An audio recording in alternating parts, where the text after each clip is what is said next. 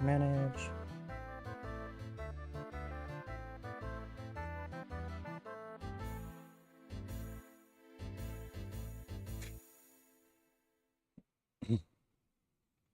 Okay, and then let's come here.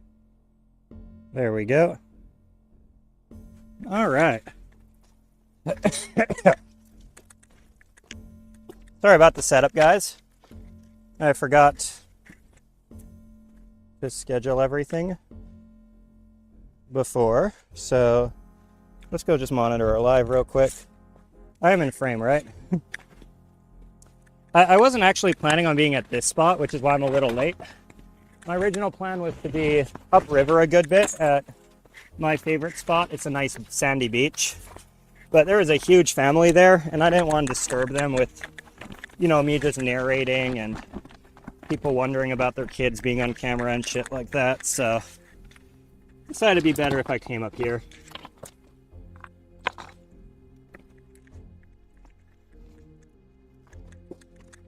All right.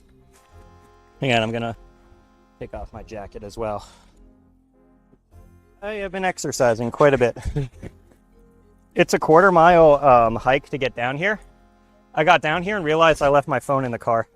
So I had to run all the way back up the hill, grab my stuff, and come all the way back down. It was fun though. And watch, I'm gonna be like missing worms or some shit. But today should be a very successful day. I really hope so, because I drove 3 hours to be here. Well, 3 hours round trip. Only an hour and a half each way.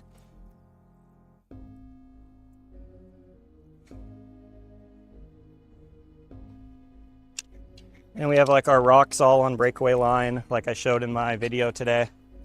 So we aren't gonna be super stressed. Oh, I just realized the balance is wrong. Hey Jarvis, reduce my balance by $3.99. Let's see if he's listening and everybody can hear me. Okay. Oh, I need to be. There we go. By -3.99. Yay! He works. All right. Beautiful. Well, then I'm gonna go move my stuff down here. Oh, by the way, chat, look at what I found. Look at this. Found a huge thing of jasper, like really nice quality jasper, while I was hiking down here.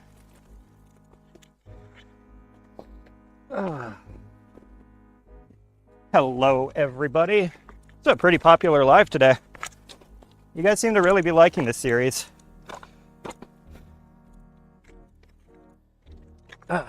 Hopefully I don't immediately fall over when I sit down into here. I did my best. Oh yeah, this is one of the most beautiful spots in Oregon.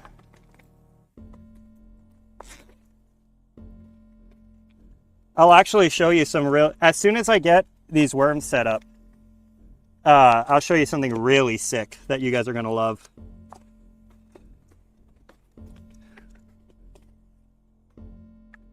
Hey, 100 viewers.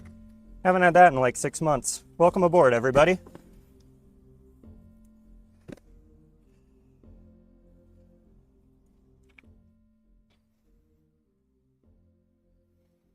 Also, let me know if you guys want me to like adjust the camera and move it closer, or like adjust volumes at all. I want this to be enjoyable for everyone. So anyway, got our little thing. I'm gonna go switch to Bluetooth headphones in just a second anyway. We don't have to cast very far here. We just need to set it up like there. And today is either going to be the best day for farming or not super exciting. It's gonna be one of the two. Adjust the camera. You guys can't just say adjust the camera. You have to tell me how. Think about it. If you say adjust, I don't know whether you need it closer, further away, or what. I can put it over here, actually, and I'll give you guys kind of cool view of what's behind me.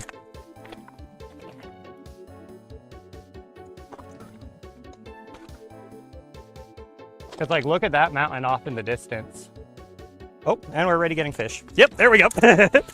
Hang on, chat. Camera's just gonna be scuffed for a sec while I reel this in.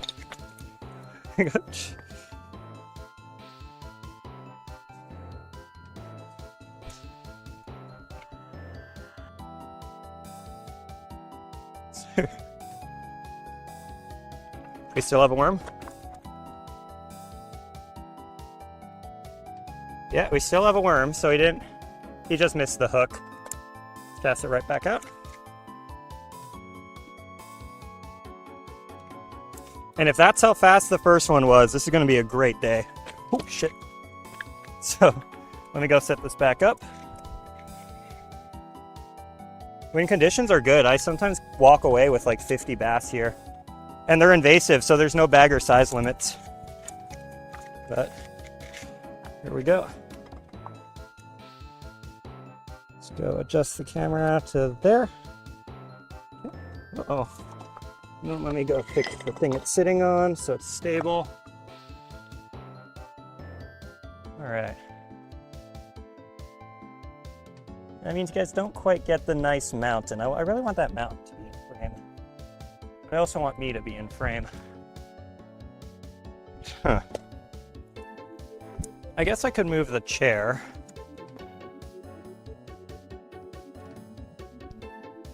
Yeah.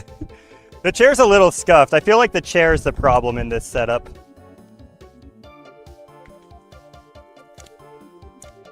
Because again, like, I was planning on being on a nice sandy beach today. Like a couple, about half a mile upriver from here. But this is a good backup spot. I'm glad I remembered this spot at the last second. Because I was going to go all the way down like 6 miles upriver to a catfishing spot that doesn't have as many bass. And I remember, wait, there's a cool spot. So, oh, shit. Yeah, this chair is going to be the death of me, chat. I'm literally going to go in the river. But you see nothing. You see definitely not hurting the wildlife. All right. Is this stable? Oh no, it's not super stable.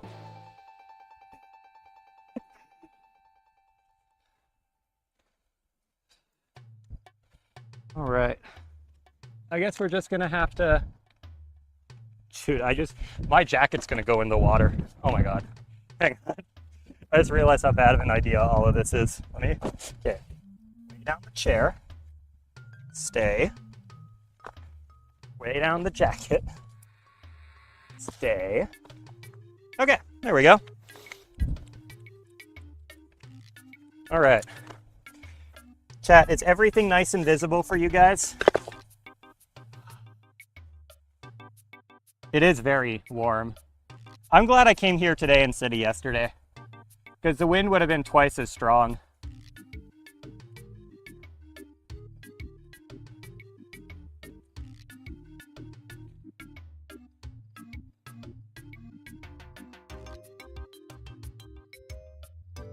Okay, and we're still in the chat. We are. Hey, stop pausing my music, please. There we go. Yes, go back. What do you mean go back? We want to see the water. I don't know. I feel like you guys don't want to see the water. Hang on. How am I going to position the chair? Uh-oh, there goes my phone. What? Okay. Was that a bite? No, I'm probably just gassing myself up. Okay, I'm gonna go get the other pole ready, and then we should start catching fish soon. We already had a nice bite. Can we see the water? Okay. Let me go try find a different angle then. Like, how's this, chat? That way, because I really want you guys to be able to see that mountain. Is this better? Because now you guys can see the water. Or maybe more like this.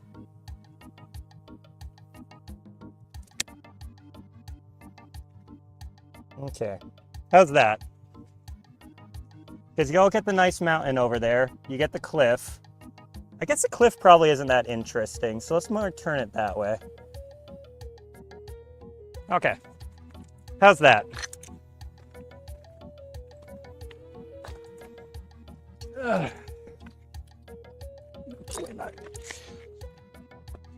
Now I'm just cold inside. Yeah, you're alone on YouTube, but TikTok has like 100 viewers. So, no, we're not using a float. We're letting the turbulence kick around the bait. The bass here tend to hide deeper in the water than normal.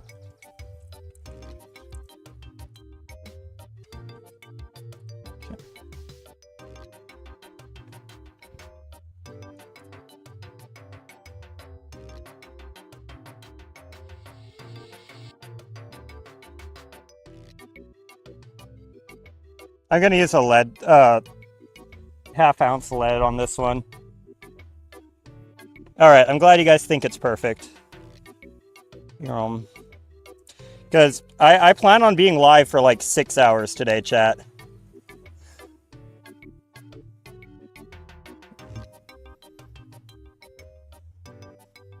I might have to take like a half-hour break and then go move upriver later on, but at least for now, this is just where we're gonna live. Oh, you know what would help? It would help if I turned on my screen recorder. So I'm gonna go do that as soon as I cast this out. That way I can edit this video nicer. What's my most common catch? Right now it's the bullhead catfish we were farming yesterday. But after tomorrow, it's probably gonna be the smallmouth bass. I'm hoping I'm not exaggerating, we could probably get like 30 to 40 today.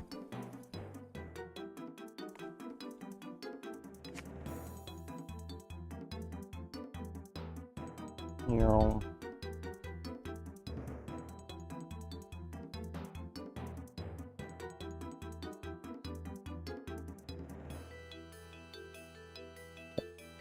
Okay, we're not recording. That means I have to do this.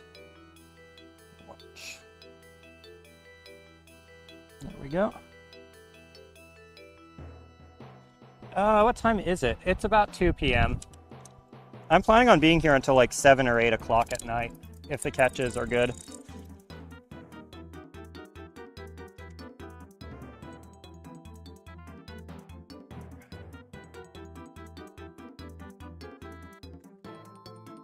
Where you are? I am not telling you guys where I am on this one. This is one of like me and Brooke's special places. It's not like one of her super secret places. Like, there's places Brooke will not let me take my brother to. Like, that's how secret she wants it to be. And, like, you've never seen them on videos. But, like, for example, our brook trout farming location, where we get, like, we'll go for a weekend and come back with 50 plus brook trout. That area is like one of her super secret spots.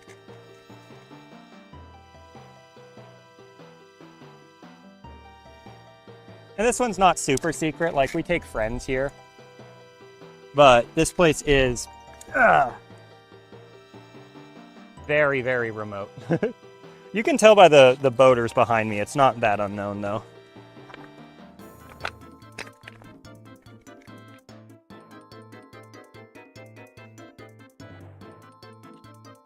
Like the place where we farm brook trout, I have literally never seen another human being there. Like, that's not an exaggeration. That is not me like hyping it up. Never. I've never seen a car. We've seen like recent camp tracks, so it's, you know, people, here we go. People do know it exists, but this one has a fish.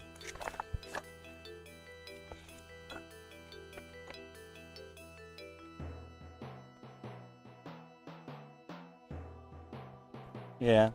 Yeah, all the spots are in Oregon. I've only ever fished in Oregon and Hawaii, fun fact.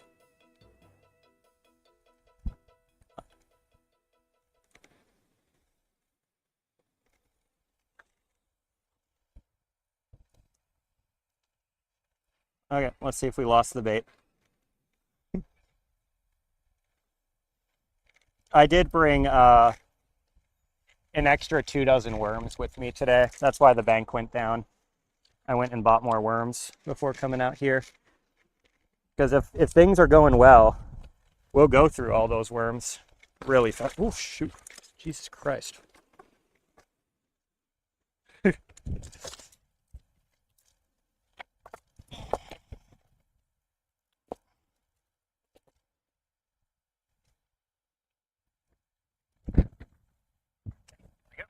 that one. Just cruising, and then reel this big boy in. See if we still have a worm.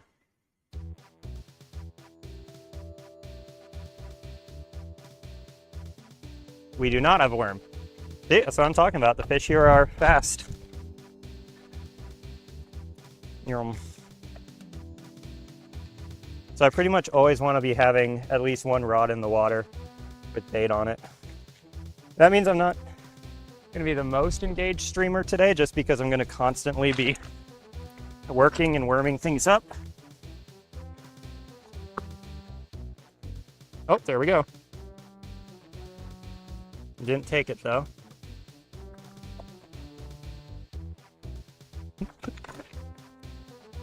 But yeah, this is gonna be my life for the next 6 hours, chat. Just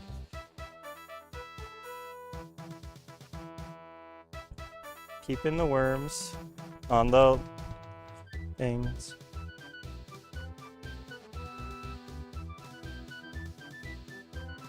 Yeah, and hopefully we're gonna be eating soon too. Where's my scissors?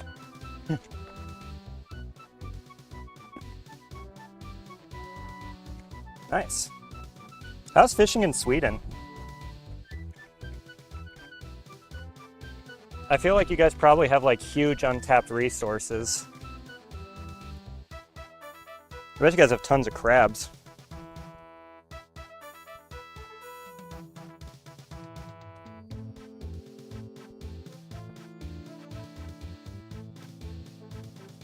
Let's cast this back out.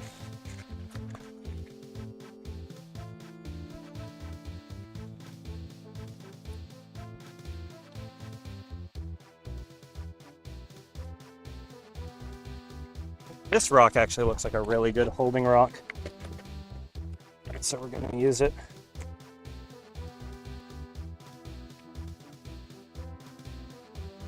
Then let's go see if we still have a bait on this one since it stopped getting action.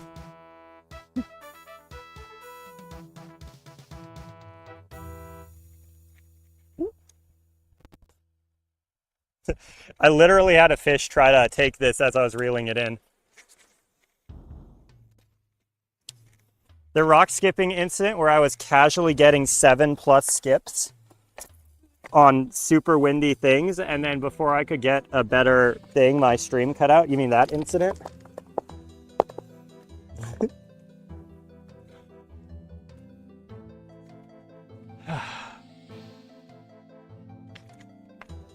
You're home.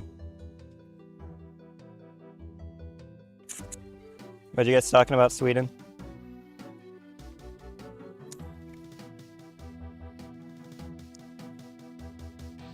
Yeah, and you guys can literally fish all night and all day because the sun doesn't set in some parts. That's like one of the coolest things about Alaska fishing that I've seen. You can just be midnight and people are out there fishing. PB on bass, not very big. Probably in the ballpark of 16 inches. They're significantly smaller than in Oregon than in other parts of the country. Just so you guys temper your expectations, it's pretty rare to see a bass that's more than like 12 inches. It's just because our water is so much colder and bass really need warm water in order to grow and thrive. They're also invasive. So,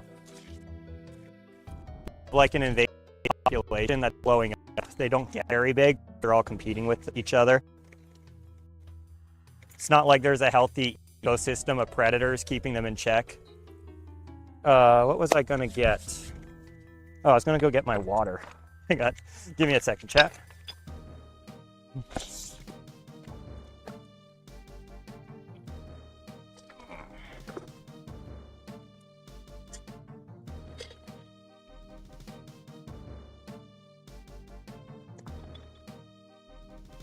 I have water in here.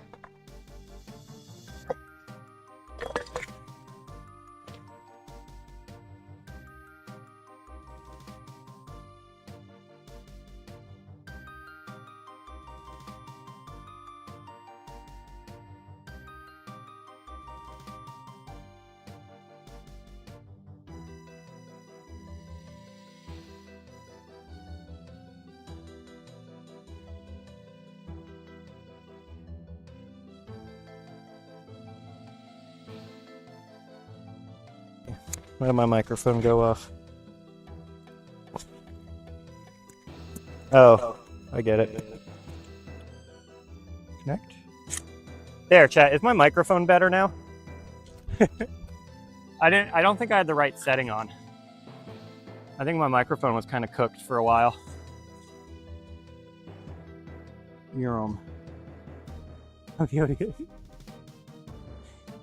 Guys, I told you it was on 4% battery before I started skipping rocks. I don't know why you guys are being all conspiratorial. Once we're done bass fishing for the day, I'll get 10 easy here.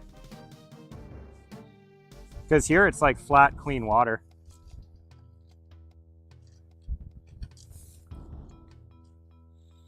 Yeah, sorry about the cooked mic, chat.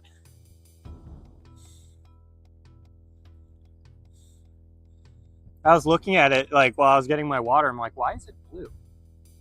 Why is it not?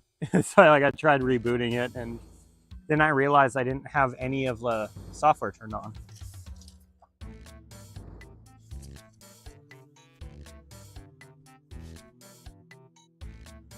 We're looking for smallmouth bass. Emphasis on small. Uh-oh. Hey Jarvis, are you still there? I think my text-to-speech client just died.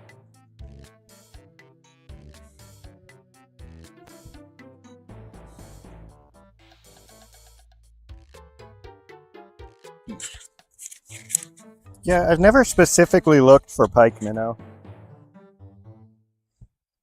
I tend to be a catch what you eat kind of person and eat what you catch.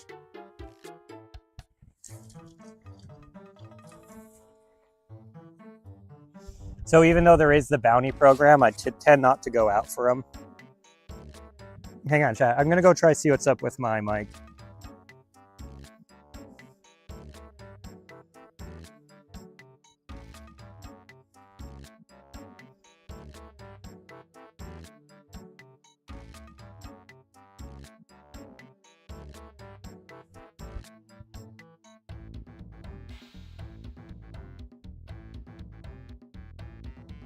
No.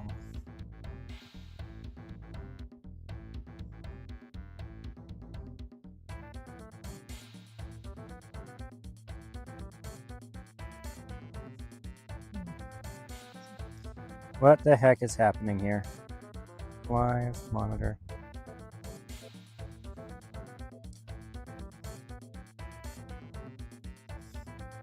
Hey Jarvis, is my microphone still on?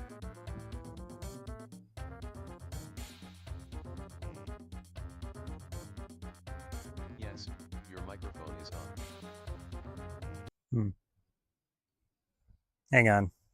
Sorry about this, YouTube. We're having a little bit of technical difficulties. Oh my God, there's a really cute butterfly. Hang on, I'm gonna go show you guys the butterfly in a second. Once I get this restarted.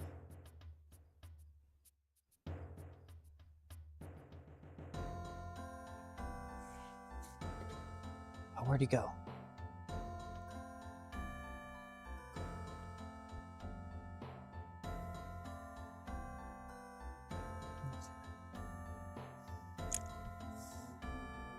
Hey Jarvis, can you hear me now?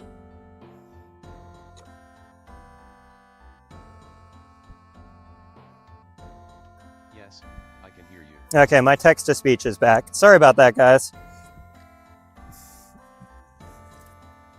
Let's go see if we still have worms. Catch a fish, brother. I'm trying. Don't be a hater.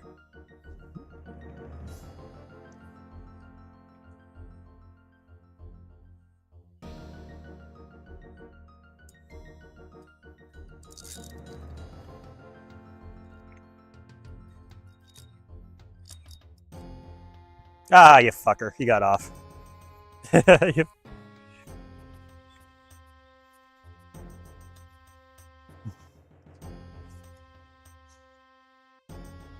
That was a decent sized one too. Here, let's toss that back. Here, I am not speed. I can't do a backflip. You know what's funny, chat? I can do a double front flip on a diving board, and I can do like fulls and Rudies on a trampoline, but I cannot do a backflip on anything. My brain will not let me throw my body backwards. It's like a weird psychological thing. And I've done gymnastics for like 10 years when I was a kid. And I could do all these crazy like front facing stuff. That was really tricky. But I've never been able to do anything backwards. Like I can't even do a back handspring.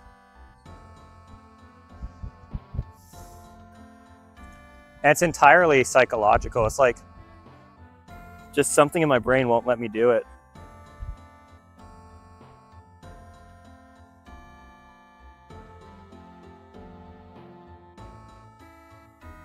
You know.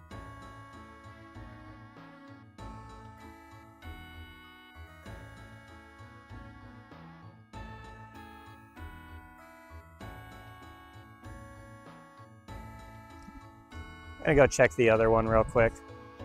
Kind of seemed like there was a fish on for a while. And it didn't really take the hook until I started reeling in. So we're gonna go check this one out, just to make sure we don't have the same thing happening over here.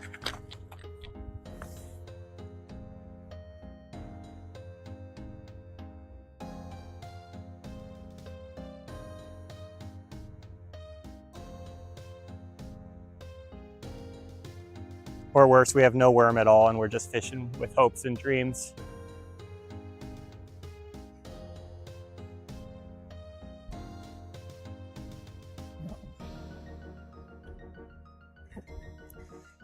The jigging trick works though. I might just have to start doing that. There's the first fish. Oh, and he let go. What a nice gentleman. Stop it. And these are invasive, so I'm going to be keeping every single one I catch. And then typically what me and Brooke do is we turn these guys into fish tacos. So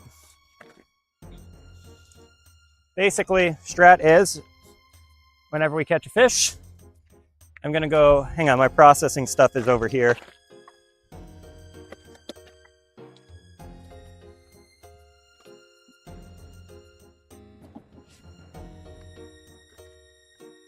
We're just going to quickly process it.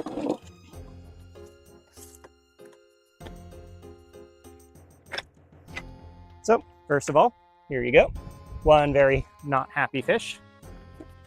Very invasive smallmouth. Not supposed to be here. And therefore, he gets put on the fillet station. He gets all his scales scraped off. Don't worry, I put him out of his misery first. I don't think I can, I'm not sure if I'm allowed to show this part on TikTok, just so you guys know. They have some pretty strict rules about like, you know, what counts as harming animals.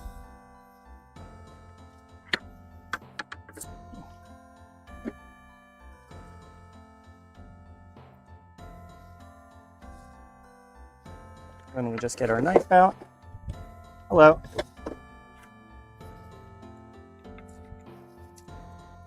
Cut them open.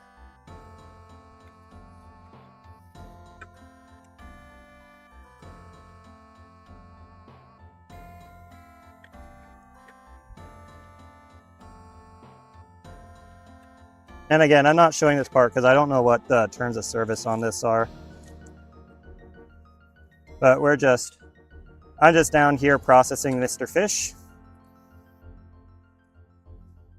Actually, this is a Mrs. Fish. There we go. Come over.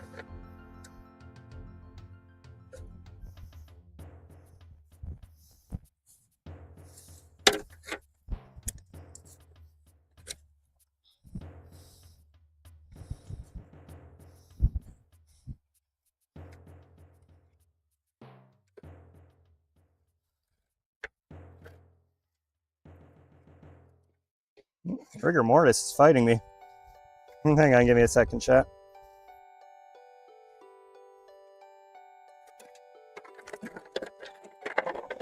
I'm gonna need scissors for this one. As I was cutting the fish, what's it called? Its spine came up and kind of ruined the fillet for me.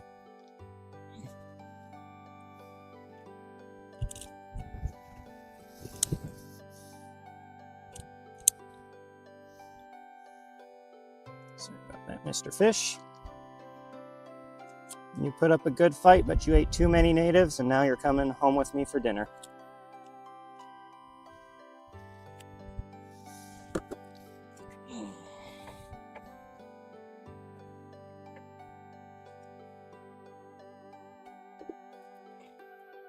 Okay, this fillet is a little scuffed, but we got 2 fillets out of that. I'm gonna go put them in my cooler bag. And then every time we catch a fillet, we're just gonna weigh it.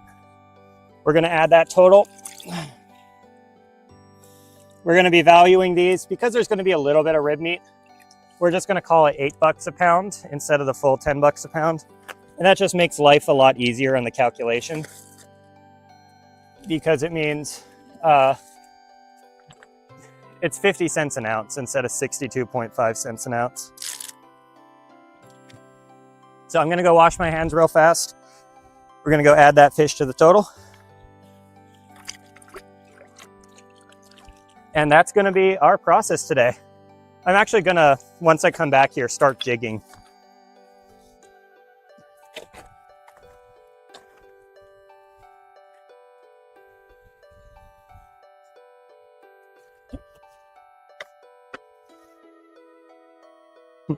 And this scale is how we're going to determine exactly how much each fish is worth. So, fish number 1 is worth... Hang on, that doesn't look right. Come on. Okay. There. Wait a minute. That is 1 ounce of meat, so that's 50 cents. Hey Jarvis, add 50 cents. And then we'll toss these fish heads down here. Updating balance by 0.50. Thank you very much, sir. And then once I rinse my hands off, we're gonna go right back to our nice chair where I can read chat. And that's 1 fish a many. Here we go.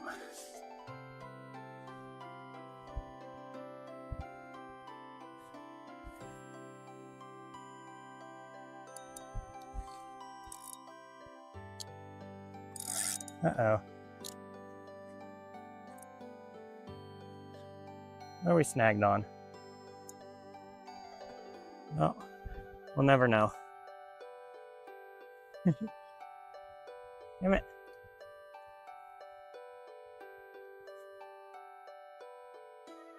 All right, well.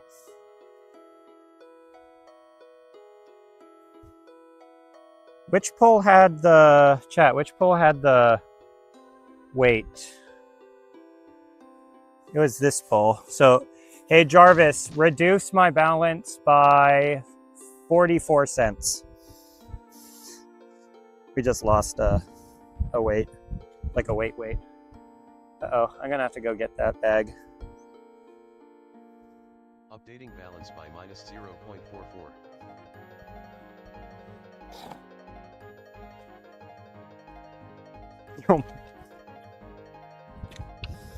Yeah, he's really helpful now. I've been just slowly making him more and more helpful. as the streams go on. But nowadays he kind of does everything. He's a really helpful bot. It was definitely worth all the annoyance I had to go through to make him work.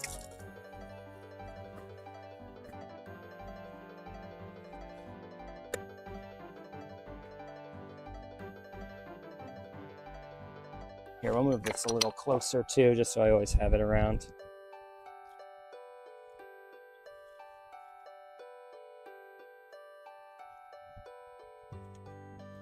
I might want to get a bigger circle hook.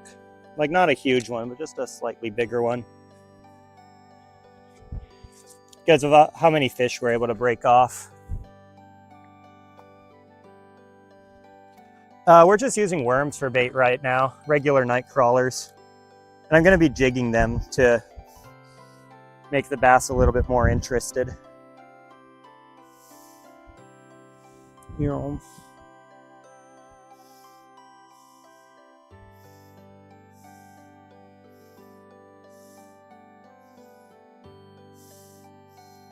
One day the stream isn't going to be me anymore. It's just going to be Jarvis. It's just... Oh, great. And now he's going to respond. Hello. That's what I get for saying his name. Oh, is he not going to respond this time? Good boy. What the hell is a Chicago? TikTok has the weirdest donation emojis. I just say that much. I usually try to ignore the donations because I don't want you to give me money. But like, what the fuck is a Chicago pizza?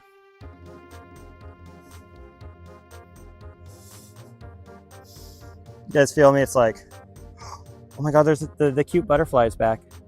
Oh, I flew away.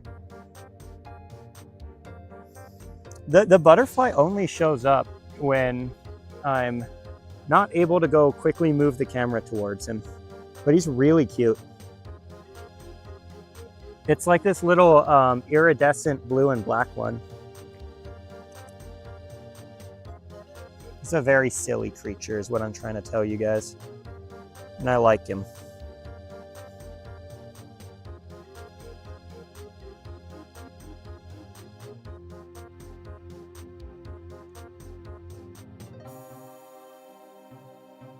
There we go. Deep dish. I mean, deep dish pizza is best dish pizza. I will die on that hill. But still, it's a weird fucking donation emoji. I'll die on that hill so far. We got about a 2-ounce bass so far. That was our only catch.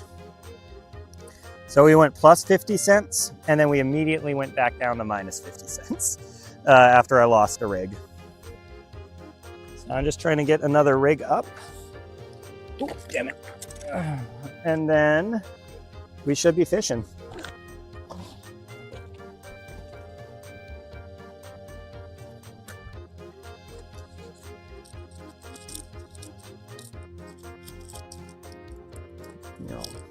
So I'm going to start using these size circle hooks. Since the bass here are quite a bit bigger than the bullheads we were targeting yesterday. And hopefully that makes a little bit of a difference.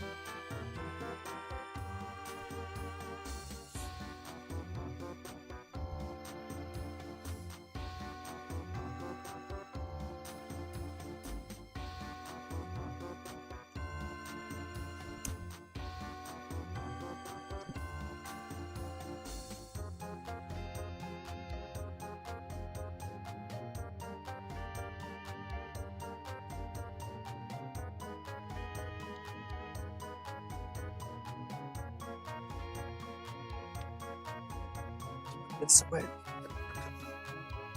Let's go trim this up, and then we'll be ready to keep fishing. So again, this is the rig I was showing you guys on the video today, where it's like you have a rock with notches and a light line, and you specifically tie the line to the rock so that it'll break when you pull it. And I got us. Oh, Jesus Christ. I swear to God. I am like an hour from that thing falling into the water. Like 1 hour from me getting wet.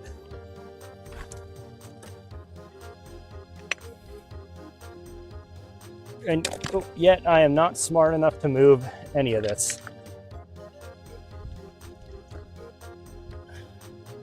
There we go. Okay. We only got one bass so far, but we haven't really been fishing much. Been spending the most of the time either adjusting lures or what's it called? Adjusting lures or fighting with my chair. God damn it. See, like, I was expecting to be fishing from a nice beach. So I am prepared for like being in the sand and relaxing. And instead my beach spot was taken. So I'm fishing over here, which is not as productive apparently. Not getting nearly as many bites as I typically get at the beach spot. But still. Yeah, I caught a smallmouth.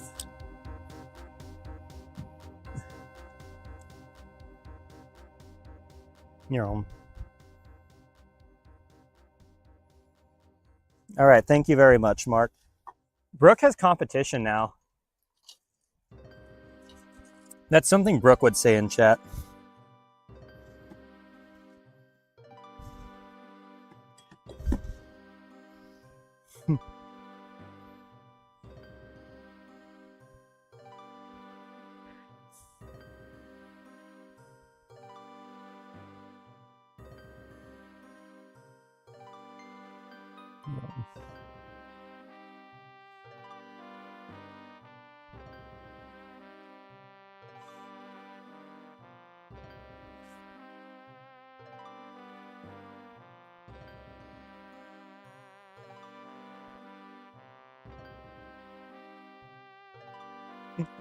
I hate naming things is honestly a pretty great username.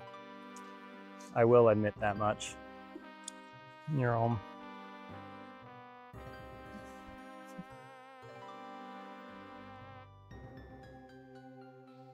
You're home.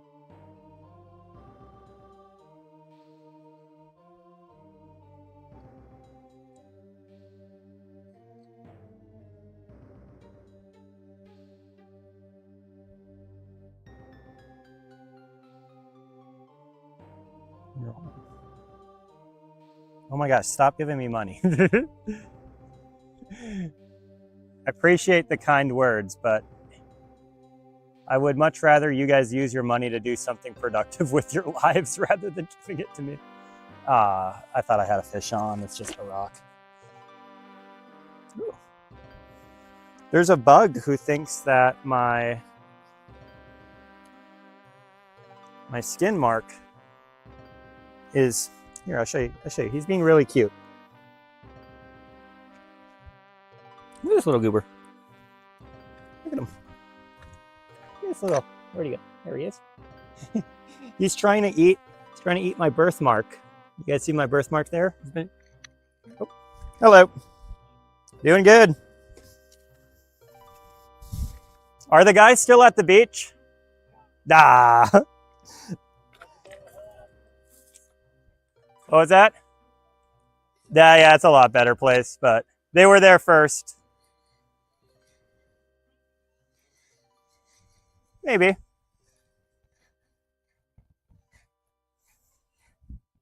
Thank you. Have fun with your trip.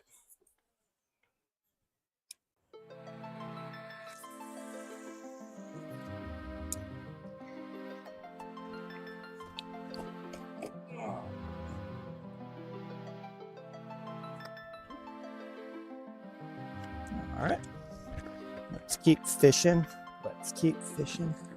You're home.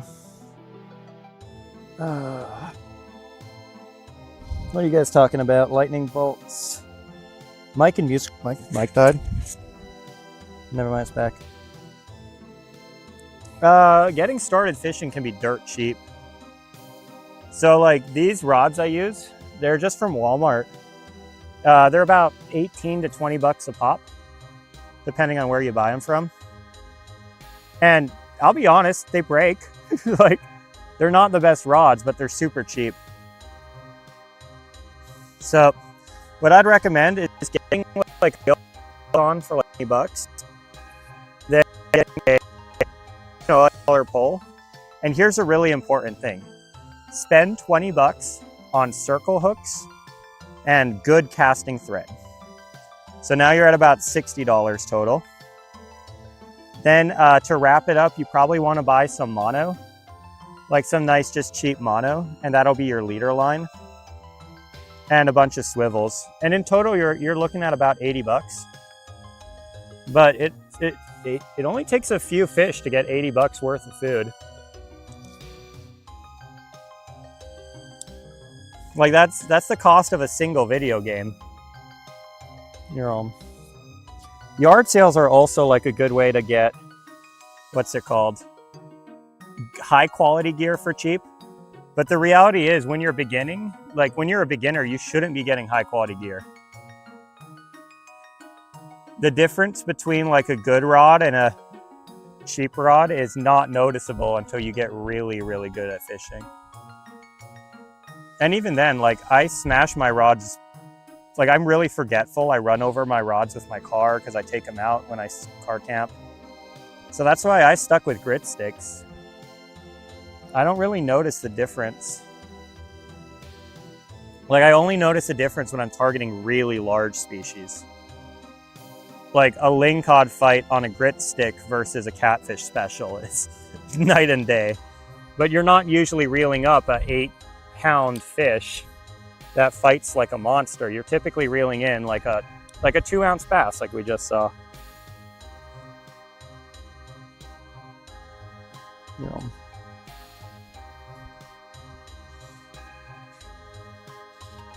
And then generally speaking, the way you're going to lose or spend a lot of money is on bait.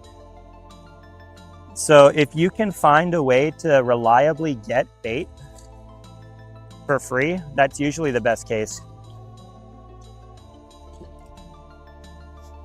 Like as an example, I dig and then cure my own sand shrimps. So like sand shrimps are these little things, they're like yay big.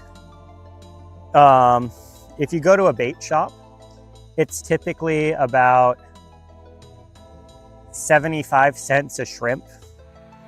And because of that, you can imagine it gets really expensive to continuously use sand shrimps, but they're really good bait.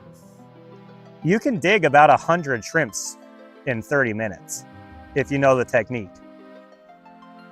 And curing shrimps is annoying. It takes a while, but it doesn't take that much more time to cure 100 as opposed to a dozen. It takes an extra maybe like 3 or 4 minutes to rinse them and blanch them all. So just every once in a while I put them in, like the spaghetti sauce jars. If you buy like a thing of spaghetti, you get a mason jar for free. So I'll just buy spaghetti before going down to the coast. And then when I'm down there, I'll dig like hundreds of shrimps. I'll rinse them all at the coast. I'll come back home and then I'll blanch them all and cure them. And because of that, I always have like $100 worth of sand shrimps at a time, like just an ungodly amount. And yet I never pay a dime for them.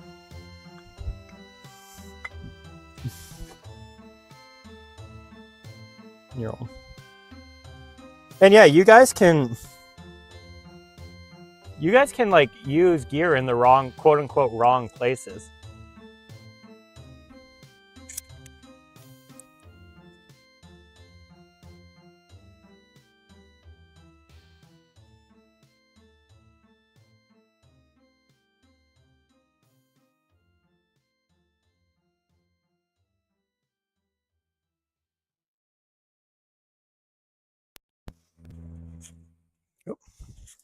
Like just as an example, you can use a 50-pound catfish rod to farm these little smallmouth bass if you want.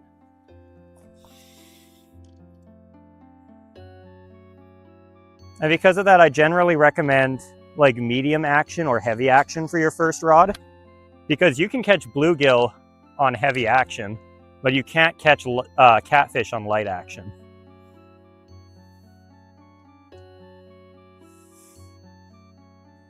Come on, take it. You're getting bites. Have a very, very hungry bass who wants this worm.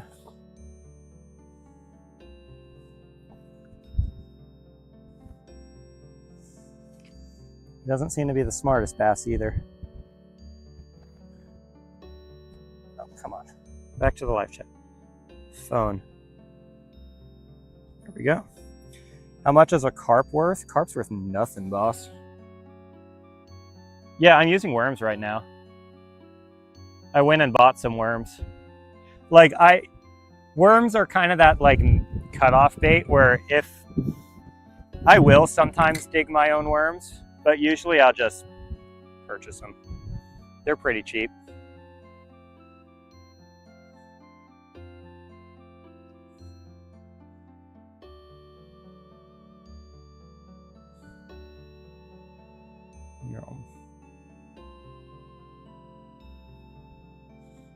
But yeah, learn how to dig, learn how to get the best bait you can, either for free or at a low cost. That's like, if you're poor and trying to get into the fishing, that's the #1 game changer.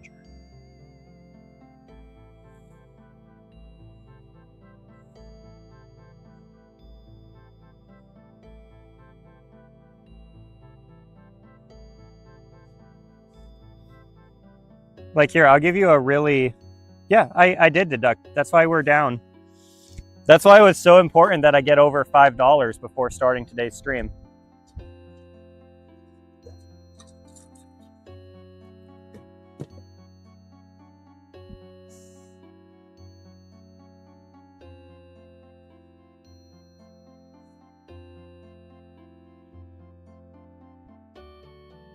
Dude, just get 20 bucks, bro. It's not fishing rod. The fishing rod is never the expensive part of fishing.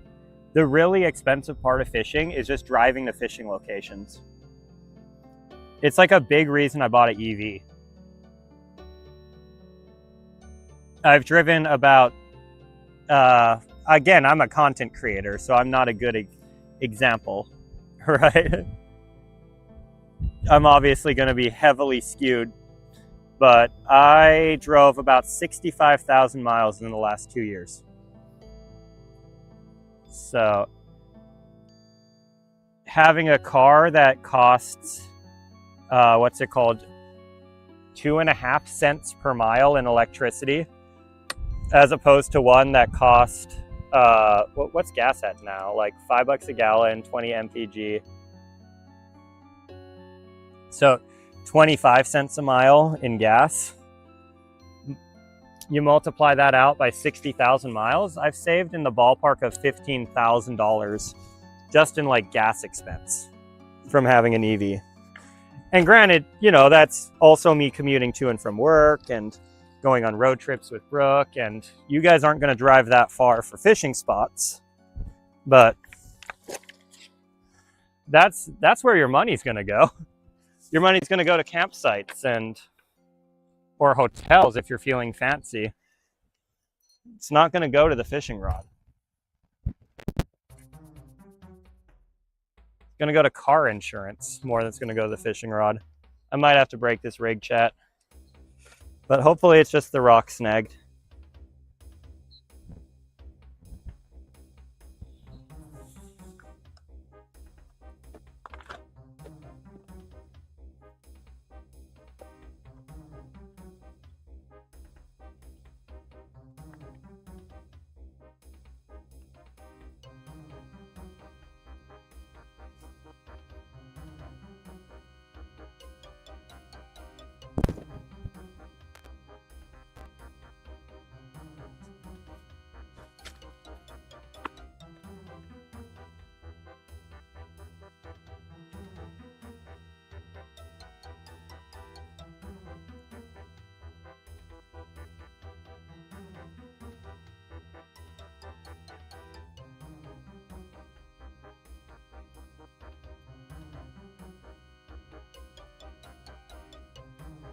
fuck's sake. Come here. All right.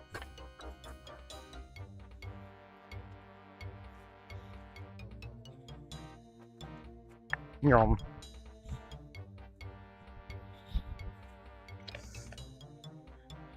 Is that my boy? Hi, Igor. Welcome aboard. Oh, and while I was over there, I remembered another really helpful thing if you're trying to save money while fishing. If you have a vacuum sealer, which you really do want, if you guys want to start fishing, by the way, you can buy those vacuum bags at Costco for like, I believe they're in the ballpark of 20 cents a piece. You can fill them, you get 50 of them. You fill each one with a quart of water, and then you can put that in the freezer. Oh, god damn it. It cast exactly into the spot I snagged just a second ago. Okay, there we go. So you can fill them with a quart of water and then freeze them. And you get these 2-pound ice packs. Let me show them to you. I have one right here. So it makes these 2-pound ice packs that are super reusable. Look at this. And you get essentially 100 pounds of ice out of a single $10 pack of freezer bags at Walmart. And then whenever you want to, like, instead of buying ice, because remember, ice is like $5 a trip, you know, just for like 10 pounds of ice or 15 pounds of ice. It'll run you like 10 bucks. That adds up. It's like all these things that add up.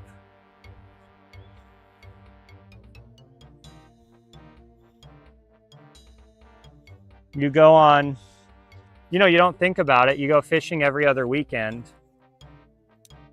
You're spending over $100 a year on ice at that point. And you just have the discipline to make the ice packs and freeze them. And then it also helps you hunting.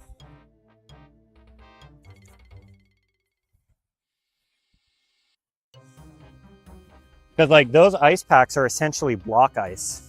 They're not ice cubes. They melt a lot slower than block ice does. And remember, like, you get 100 pounds of ice, and if you're a hunter, you probably have a chest freezer. So you're putting those in your chest freezer. They're ready to go.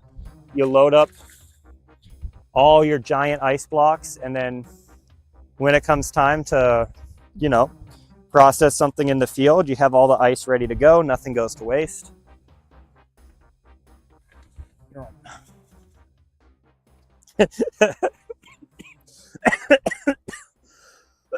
Jesus, Igor. You didn't see Igor's comment. He goes, "No thanks, I don't support ice."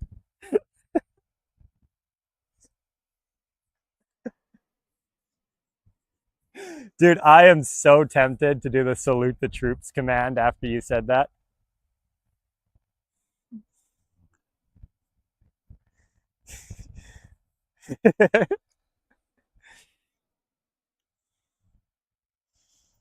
Take a shot every time he says something. Ice accepts the challenge. Okay, that's enough quasi-politics for today's stream.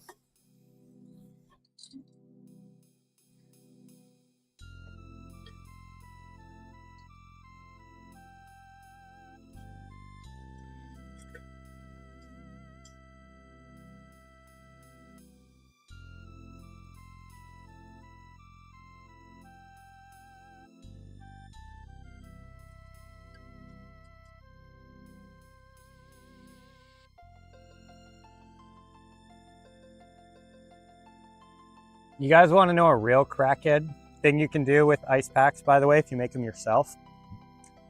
You can dissolve salt into the ice packs and then cut the corners to indicate how much salt you dissolved. And you can make ice packs that melt at 28 degrees Fahrenheit and ice packs that melt at 25 degrees Fahrenheit. So if you're storing like fresh catches from the ocean for long periods of time, you can partially freeze them with 25-degree packs, and they'll stay way fresher for longer. Or if you're doing something like a shorter term trip, you know, but you're still going to stay overnight and you don't want your fish sitting on the ice, you can use a 28-degree packs, and they'll create like a little frost layer around the fish and prevent it from like kind of doing the whole decay thing.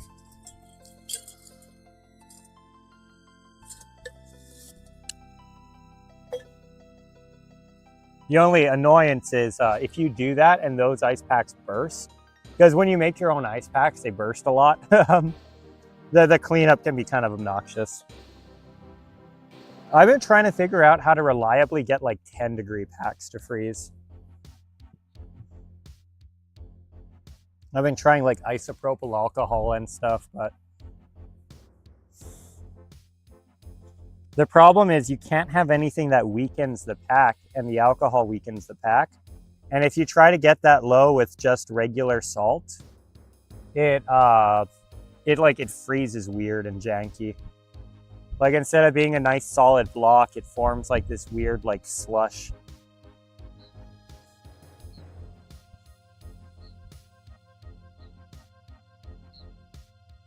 We are at 1 fish so far.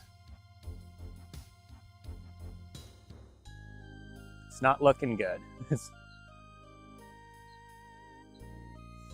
I'm waiting for this giant family to leave my beach over there. There's a spot I love to set up in. But we're gonna be live. It's also not fish o'clock, guys. For bass, they'll pick up around 4 p.m. That's typically when you want to be fishing. We still got like another hour or two before they start biting aggressively. And also, by the way, I gotta start jigging these again. Because so far, all of our major bites have been when I was jigging the worm.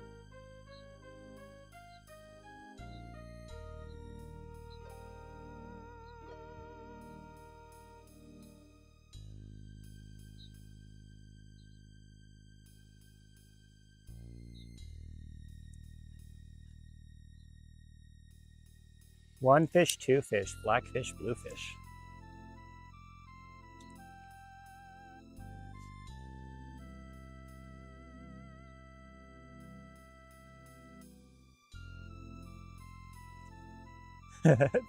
Thanks, Hung.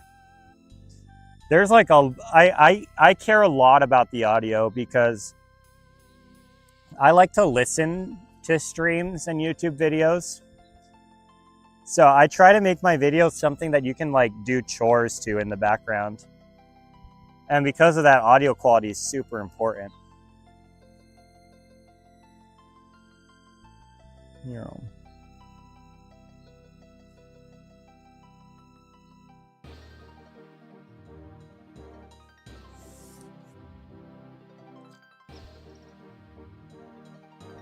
It's like one of the things I really obsess over.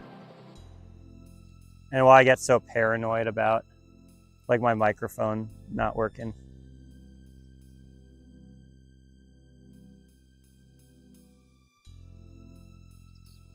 Hey Jarvis, what time of day is best to catch bass in the rivers in Oregon?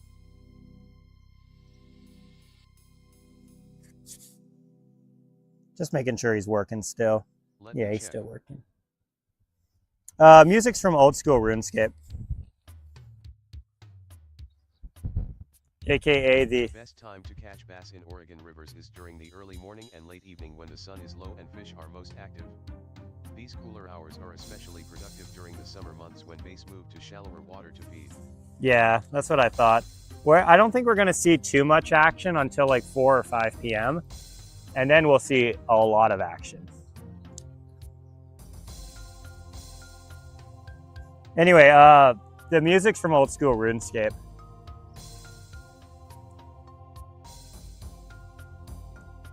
If I didn't have a full-time job and make videos on the side, I would definitely be playing that game still.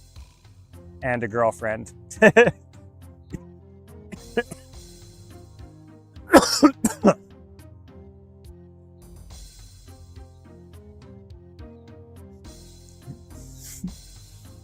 Dude, it was like kind of hard to watch the leagues.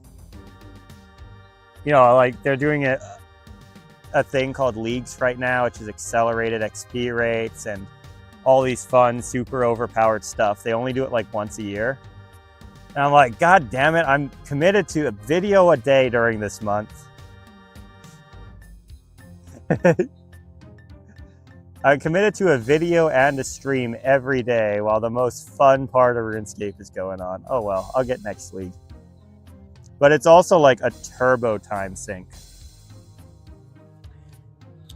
Like, unless you guys are willing to play like 10, 20 hours a week of the game, it's really not worth it. It's almost 3 right now.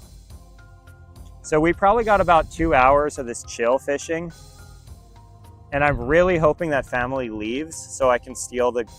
There's a family set up in the really good fishing spot right now. I'm just kind of hoping they go away so that I can move to the really good fishing spot.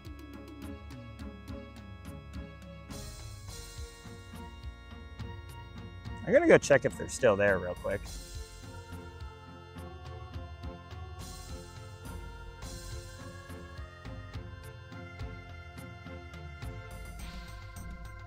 But yeah, as it gets later in the day and the fish become active, this spot starts producing a ton of catches. It's like completely overrun with bass. Okay, the audio might get a little cooked as I go over this way, but it is what it is.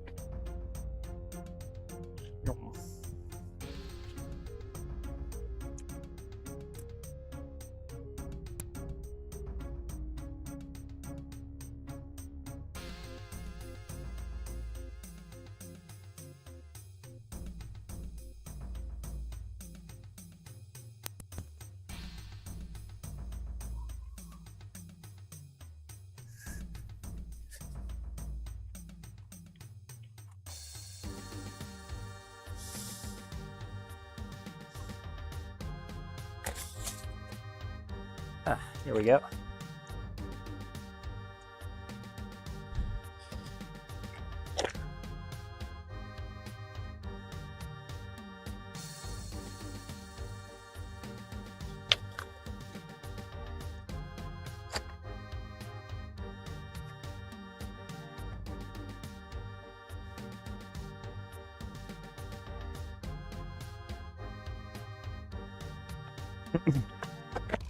Whoop.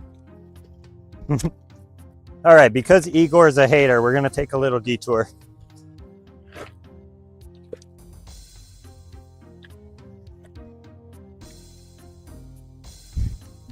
The fish aren't biting right now, so it's the perfect time to do a rock skipping thing. All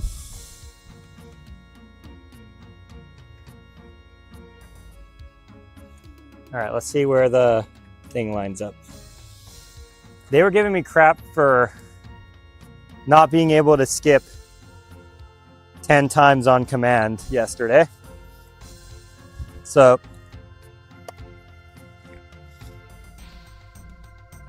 let's go. I need good foot placement for this. All right, can you guys see? Can you guys see that way? Oh yeah, it is your fault, dude. I'm calling you out. But here we go.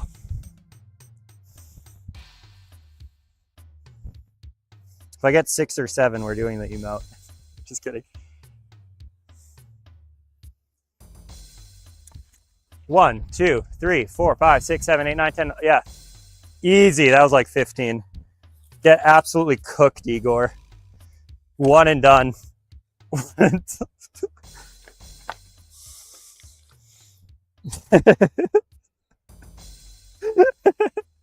I don't ever want to hear you guys talking shit about rock skipping. The thing is, like, I even had to pull it back so I wouldn't hit the opposite side before it hit 10.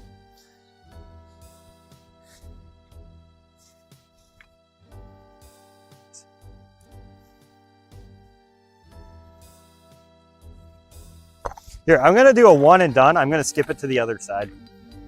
Literally first try. If I don't hit the other side, Igor becomes a mod for the stream.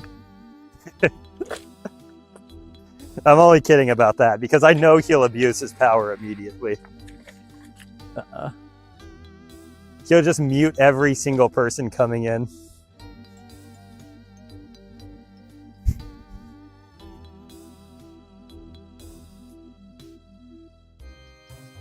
Here's a good rock.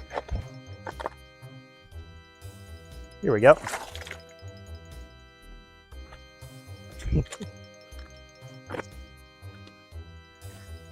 Okay, we might not get 10 on this one because I'm going for distance, not skips. But we should be able to hit the other side.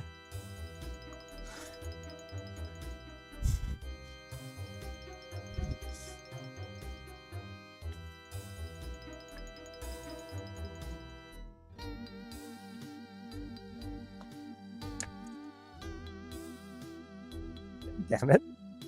That was cool. I have no idea what went wrong there, but that was cool. It's like it caught the edge or something and it just went underwater and then kind of like skipped. Okay, hang on. Let's go get another half decent rock. Okay, here we go.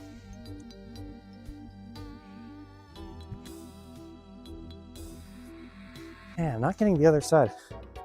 Hang on, can I even hit the other side? I'm not the strongest dude.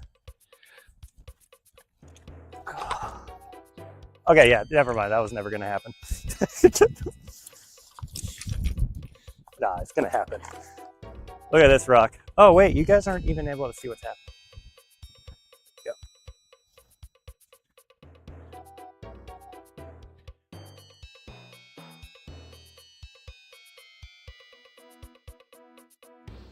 I'm getting close. I'm just not hitting the other side. I'm getting like 15 plus skips.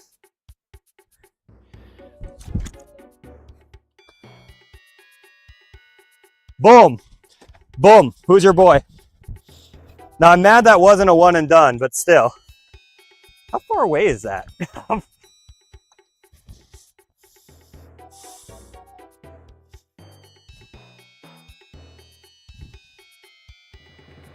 Here we go. Hang on. Let me go see how far that is.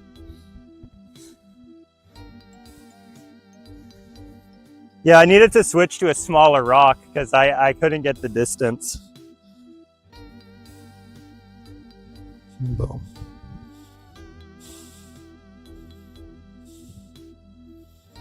A 150 feet. That was a 150-foot skip.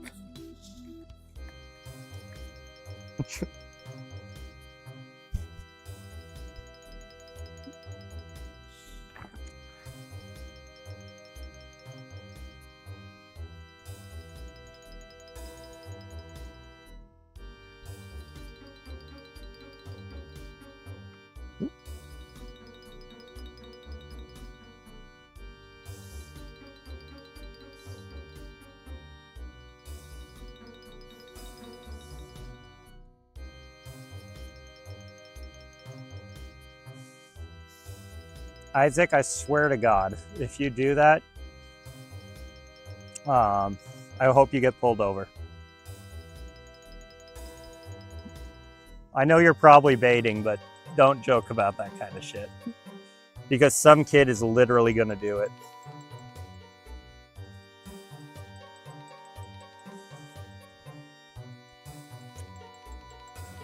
Okay, what we're going to do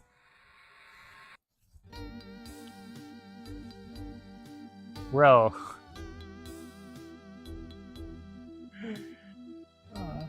I bet I can get into that little cave. Let's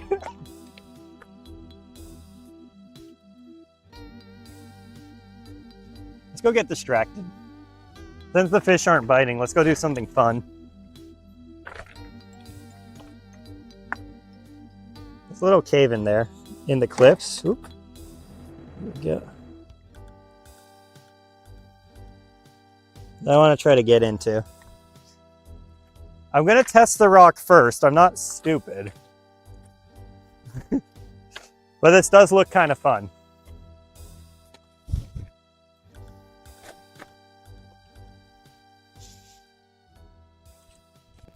So let's see how stable this rock is real quick.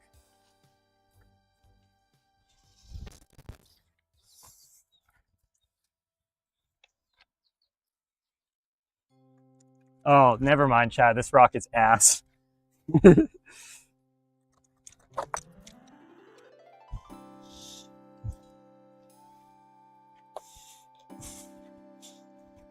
Never mind. We're not going to go up to the cave.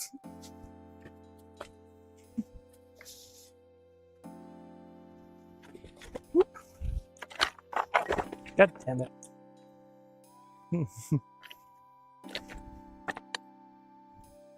Yeah, if I can just pull out rocks off the cliff, it's not good for climbing. That's a bummer.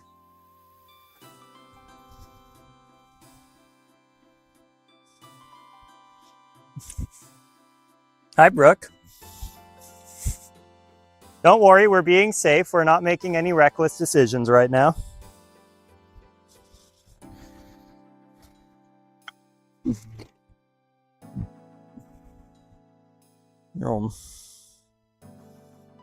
I have one bass. There's a big family down at the beach I wanted to fish at, so I'm just hanging out here until they go away. But I'm not getting very many.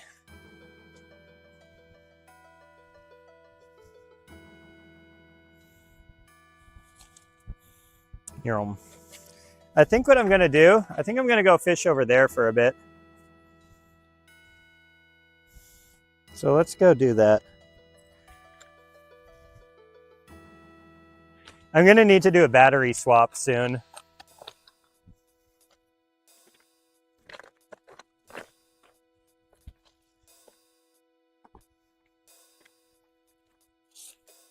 Let's put that over there. I am gonna get a little far away from the microphone receiver though. So if the audio quality starts getting really bad, just let me know and I'll come back.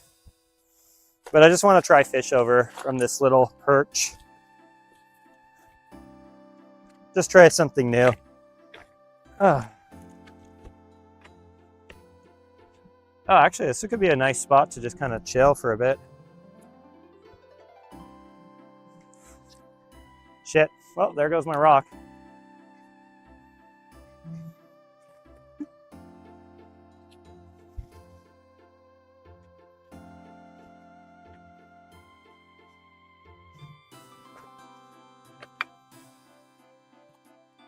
But you know, that's the beautiful part of this rig. Now we just need to find a different rock and we can just go right back to fishing.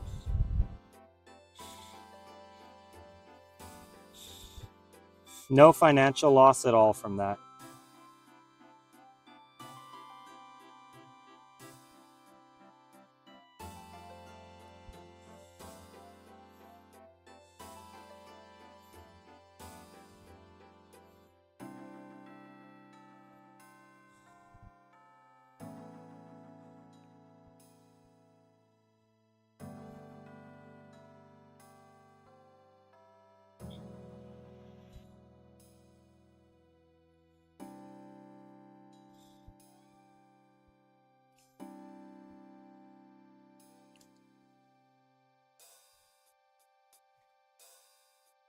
I have enough line to make another loop-de-loop.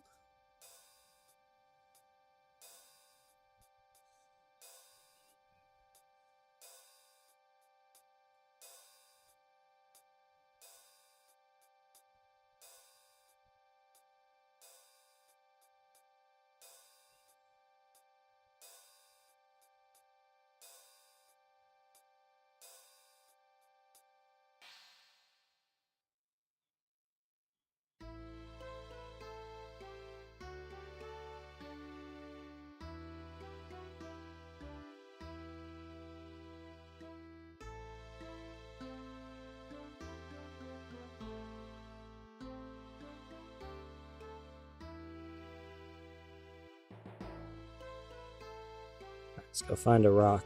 Oh, cool, look. Look, chat. Little piece of agate. I mean, we have a million agates at the house, so I'm not going to take it home. But still, it's cool. It's cool to just find them sporadically.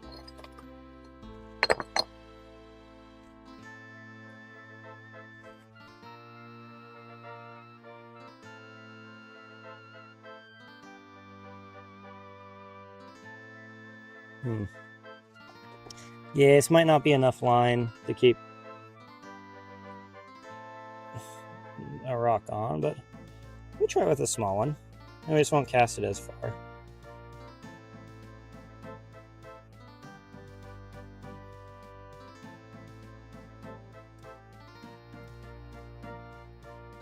Yeah, nah, it's not happening. All right, here, chat, I'm gonna properly build a new rig. I'll be right back. Still didn't lose anything though, which is nice.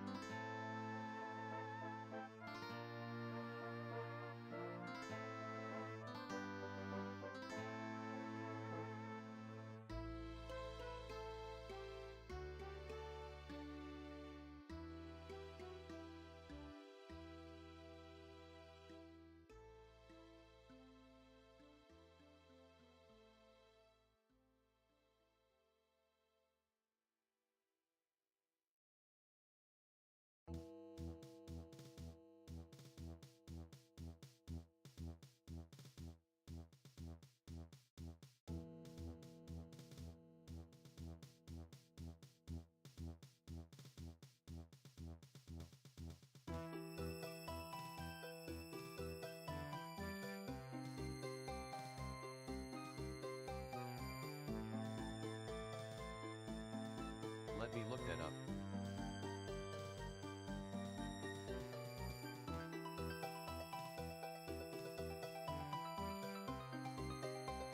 The largest recorded agate found in the United States is a 108-pound Lake Superior agate discovered in Moose Lake, Minnesota.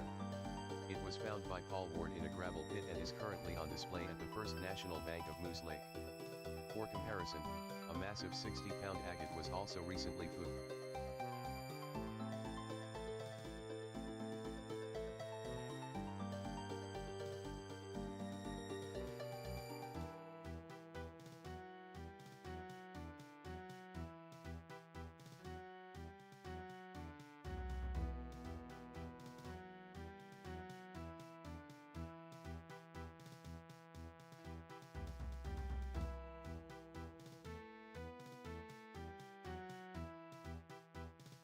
Let me look that up.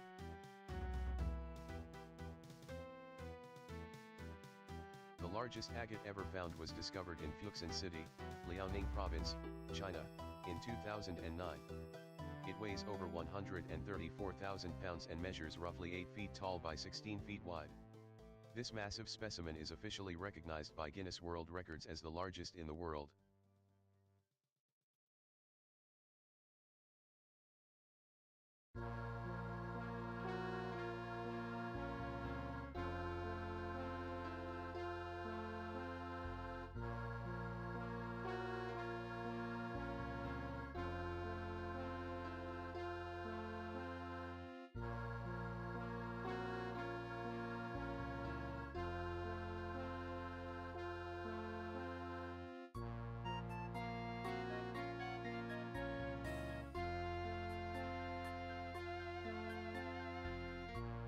Restarting live feed listener.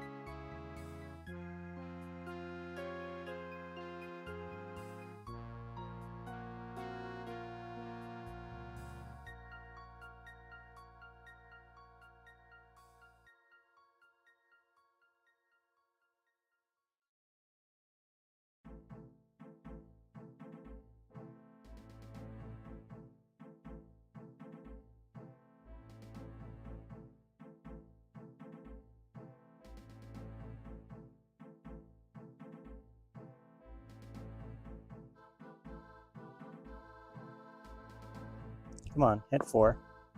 Yeah, there we go. Okay, so we should be back now. I think the GoPro battery overheated. There we go.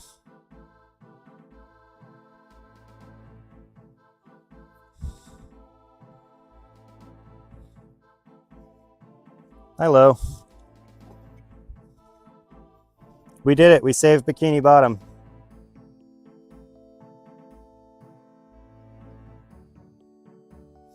Okay.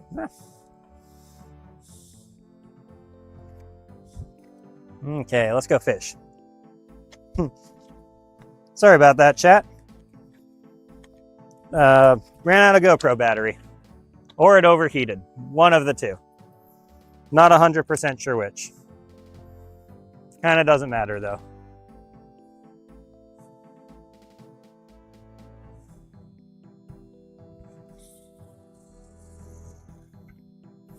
Let's go see if there's bass on this side.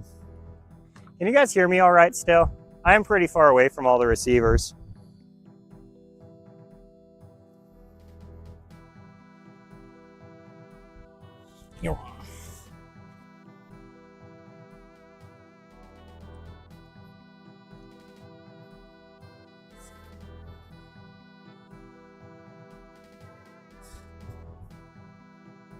There's some kind of creature down there. Looks like a worm. Very silly. I wonder what he is.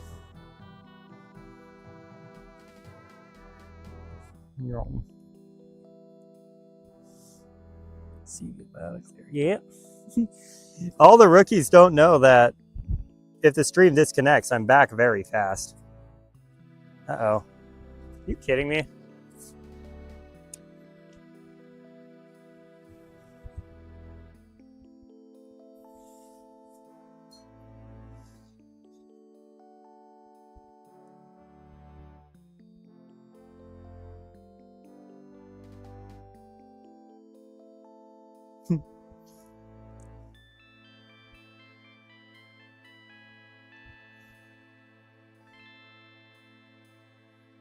I'm not looking at my pole because this little creature is really silly.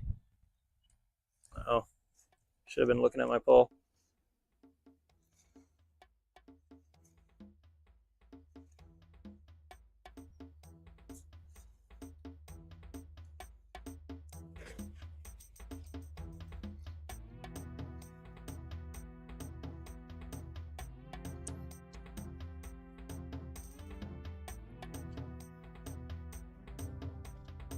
Have you considered getting good life insurance?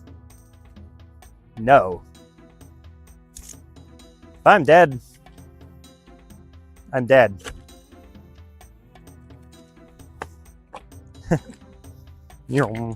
Anyway, this might cause problems because we're going kind of far away from the receiver with the camera now.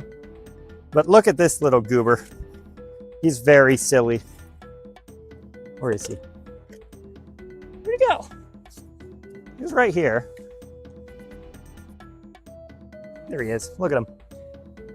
Look at that little guy. You guys see him?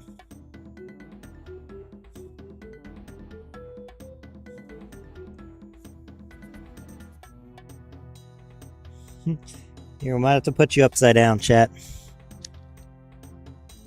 You guys see the little crab? It's a very silly creature.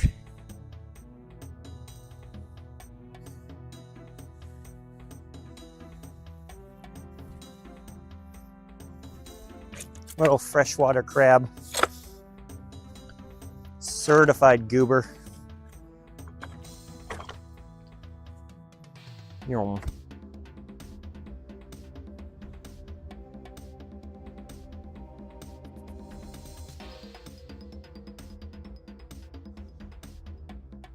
It's just a crab, chat. Y'all are always so hyperbolic.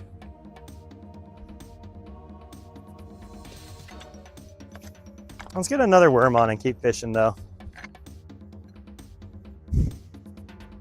The fish will be active at some point.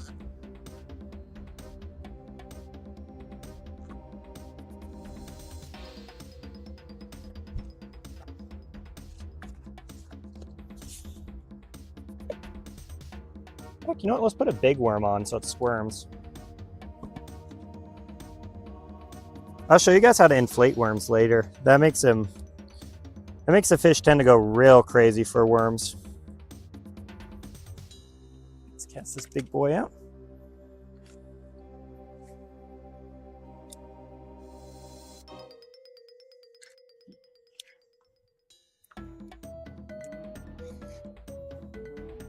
And then let's go put the other one on here. Walk with your boy. Is it Shady? Is Shady back? Should I tell a friend?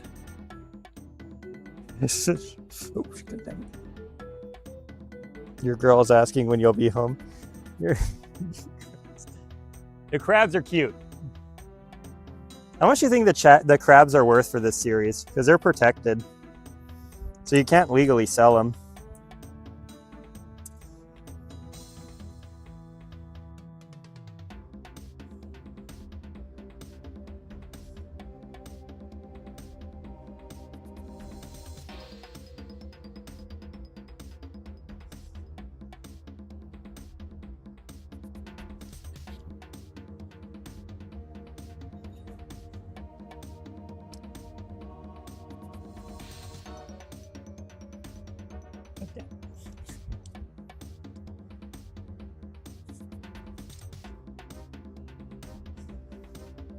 Oh, it's that boy.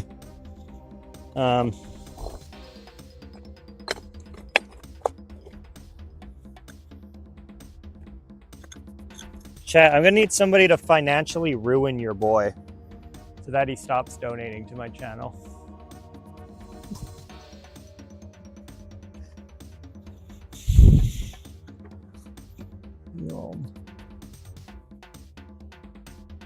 Ooh, here we go.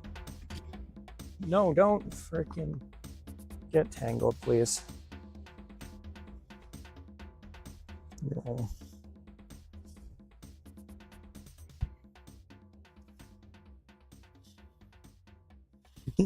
Can somebody please create a financial crisis for your boy so he stops sending me money?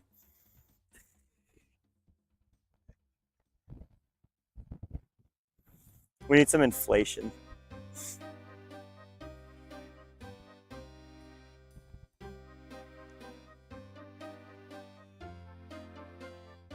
Hey Jarvis, how do I increase the inflation rate for just one of my viewers? Let's see if he has any good ideas.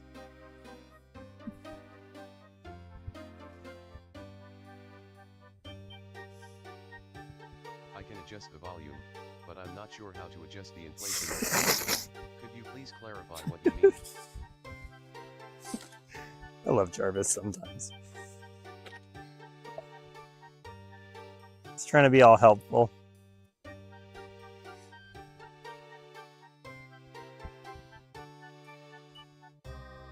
He's trying his best to be helpful.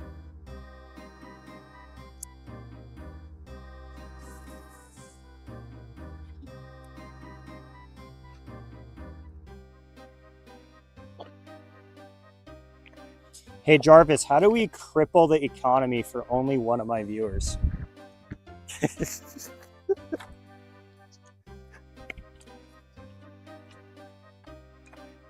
Okay, let's go. I cannot manipulate the economy for a Aww. single year. Is there anything else I can help you with? Hey Jarvis, how do you cripple the economy for all of my viewers?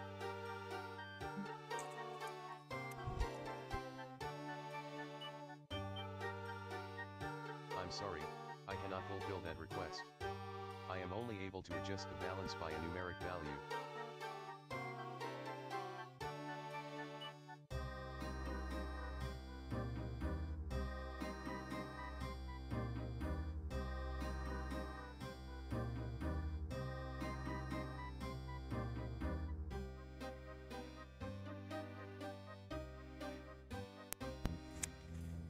Come on, microphone. There we go. Does this fish want to take my bait or what?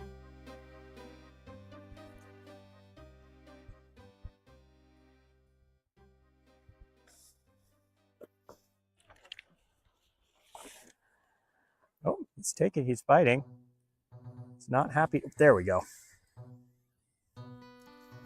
Yeesh.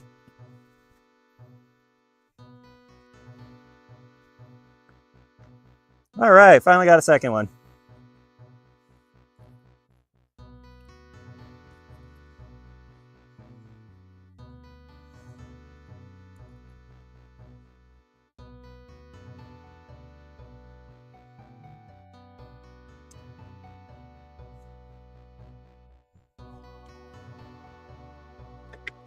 You're home. Uh-oh. God damn it. Come on, fish. Fish, I'm sorry. This is your last couple of seconds here on this earth. I'm going to go process them real quick. We'll see how much weight we get off of them. Again, I'm not supposed to do this on camera, so we'll just... Sorry about this, buddy.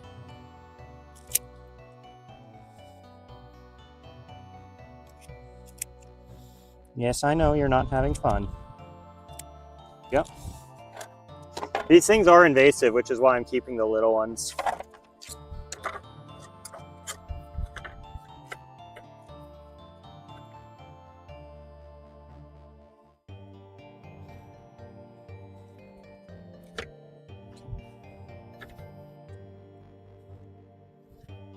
If you guys were wondering that. Now, if this was like a trout or something, or like a, a sport lake, it'd be kind of rude to keep these little boys. But since they're causing real problems in the river, you are supposed to just kind of grab and go. And luckily, I gotten really fast at processing bass.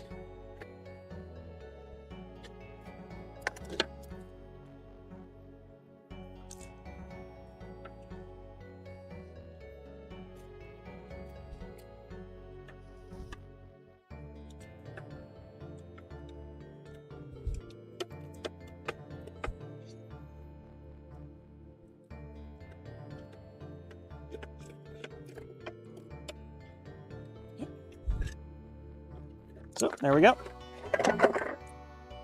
We got 2 pieces of meat. Let's weigh them up.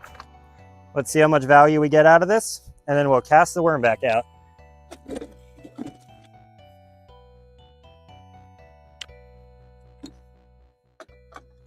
Oh.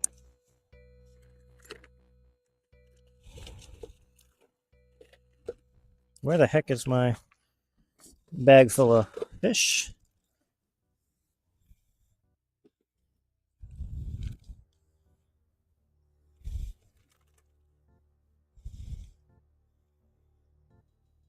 Okay, and this is, oh my goodness. Hang on, Chad. I really need a smoother area to do this. There we go. Okay.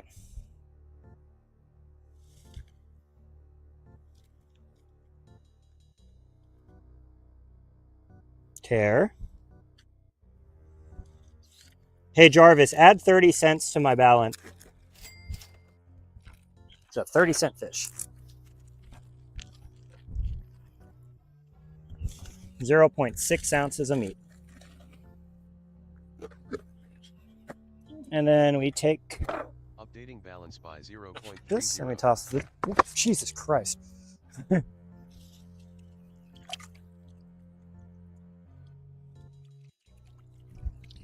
All right. But small amount of progress. Let's go get another fish. And again, this is going to pick up as the day goes on, especially as we get closer and closer to sunset.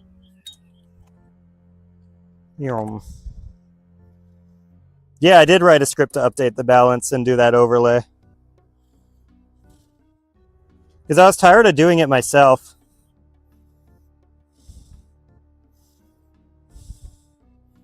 I am kind of a turbo nerd, if you remember.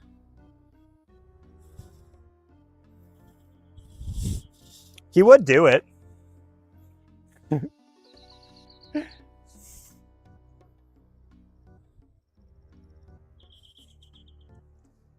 He does literally anything I ask him to do. Or whatever he thinks I ask him to do, which can be a real problem sometimes. You're home.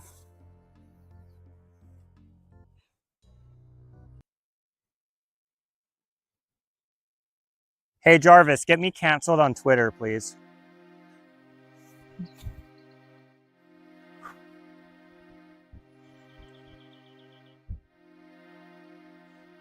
Skipping song. He's out of control.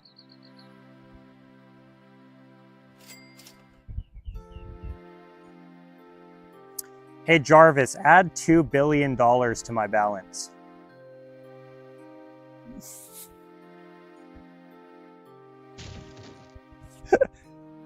Updating balance by 2 billion.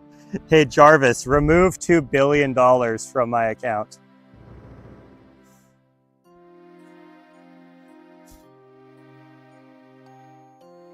Updating balance by minus 2 billion.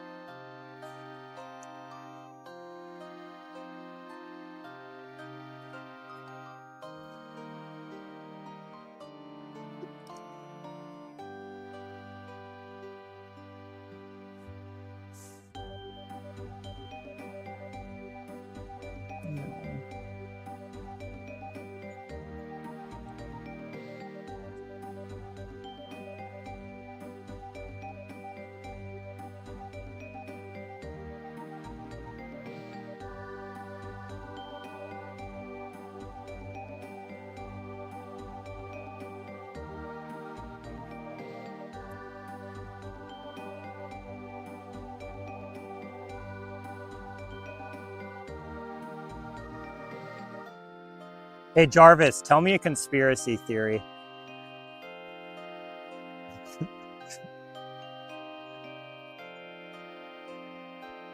Let me look that up.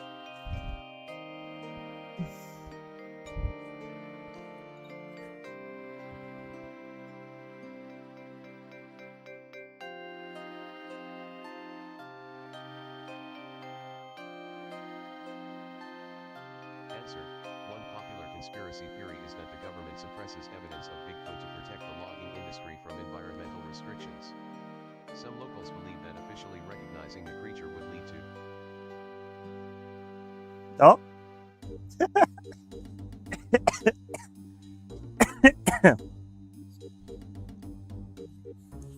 Wait, are we?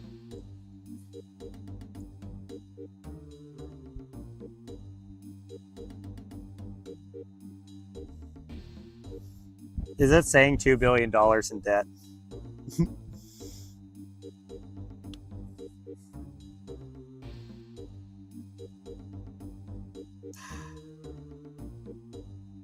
Does anybody know what my balance was?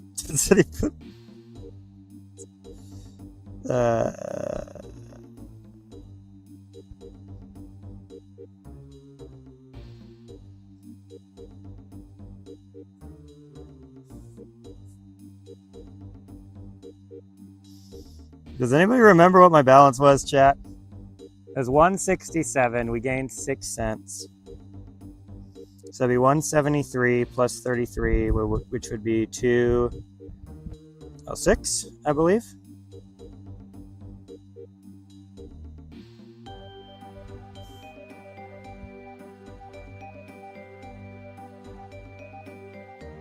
There we go. 204.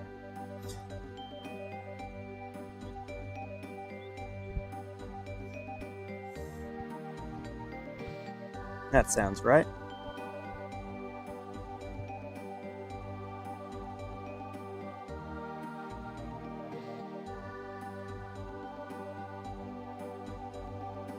You're home.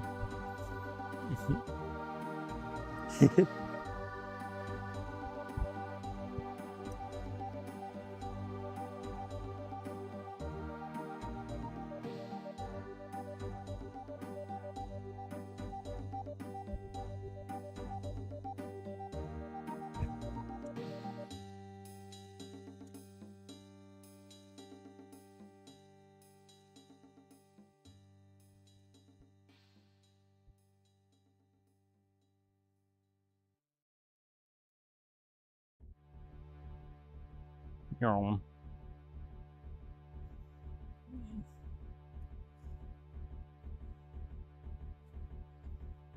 I'm gonna go see if that family is still there, chat, and if we're able to move.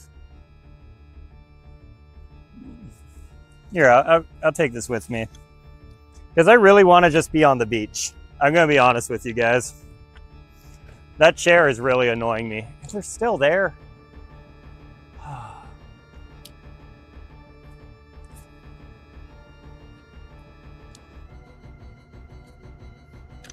Why do we gotta have nice and wholesome people nearby? Surely they won't be here for too long. They have small kids, so they'll have to go to school at some point.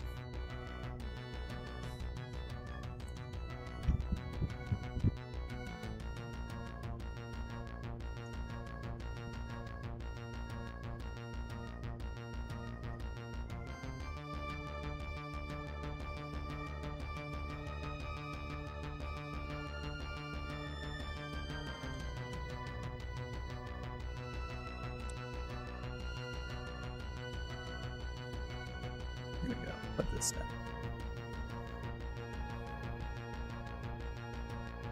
Remember when I used to feel something?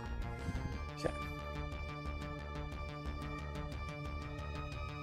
Pretend to be crazy, they'll leave. Or I can just talk to myself like every other streamer. Then they'll definitely leave.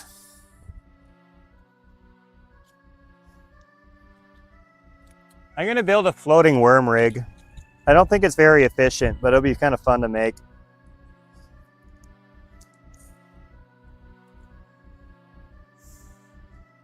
And who knows, it might work.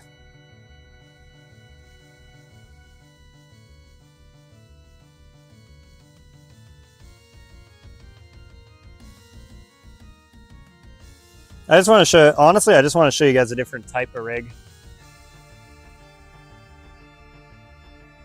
It's a rig that uses like a bigger hook.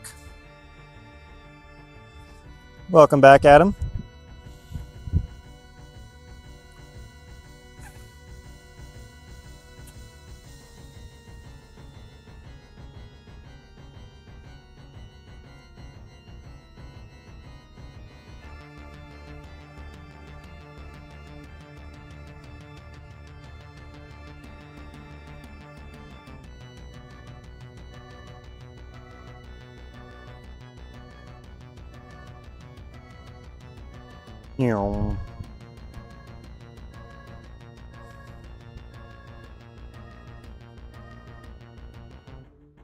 That's why you wanna break my heart.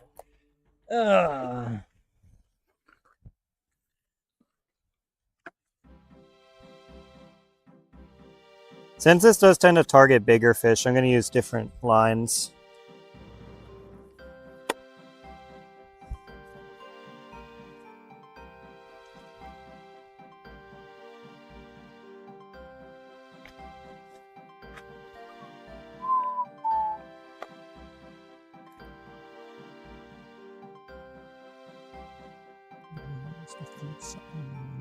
I used to feel something.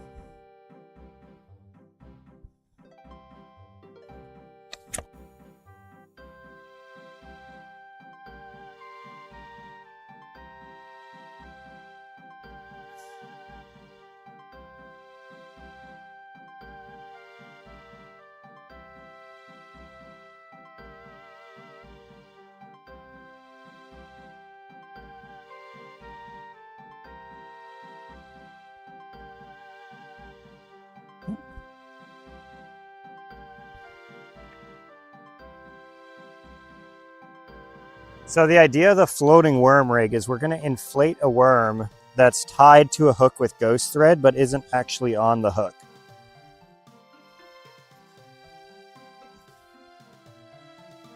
And I have a sneaking suspicion that the process of inflating the worm is going to get the stream age restricted.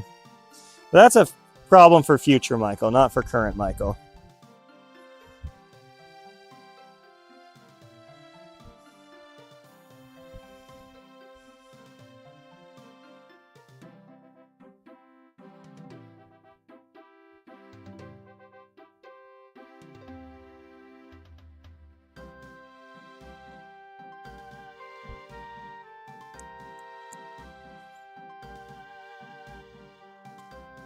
There we go. Isaac, you might have missed one fish. It's still the slow part of the day. The fish haven't gotten active yet, but they'll get active soon enough.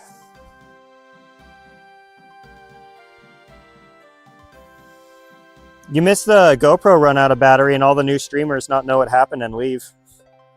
Or all the new viewers.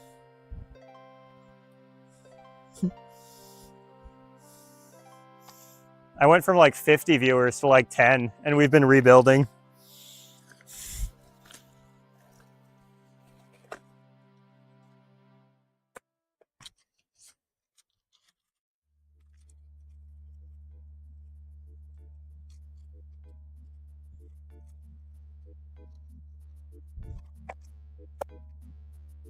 Yep.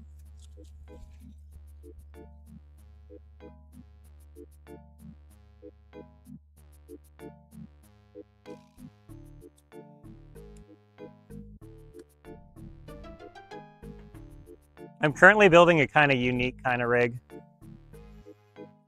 And I'll show it to you in a second.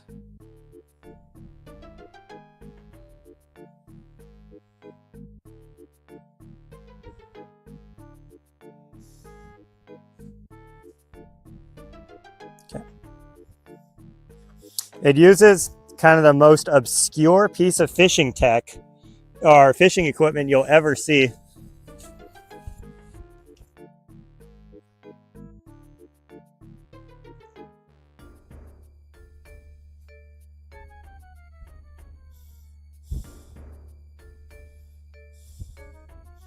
Something that only real degenerates have in their fishing arsenal. Okay. So we got the weight and the hook as usual. But we're gonna do something really weird with this weight and hook. So let's go adjust the camera down so I can show you what's going on. We're gonna take a worm, and it's gonna be a whole worm. It has to be a whole worm, fun facts. And then we're gonna use a thing called ghost thread, which I need to find. Give me a second. I don't use this very often. I'm gonna be really bummed if I don't have it with me, by the way. I usually have it around somewhere though.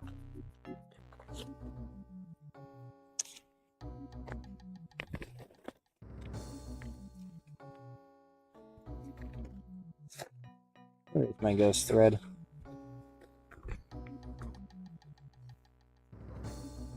Where the heck's my ghost thread? What the hell?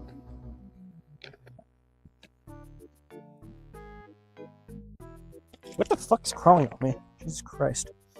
Holy crap. Sorry about that, chat. Something crawled down my pants. For once, it wasn't Brooke.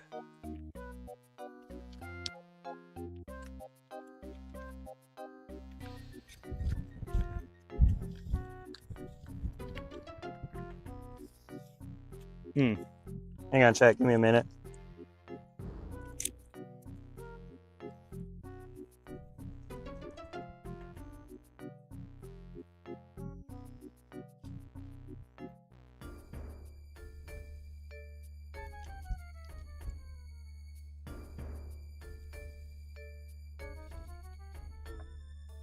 My ghost thread.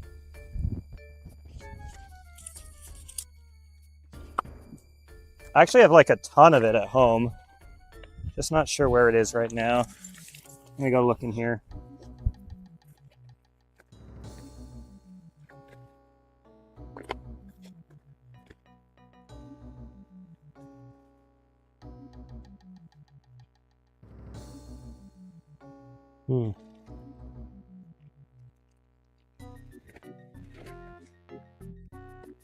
It's not here.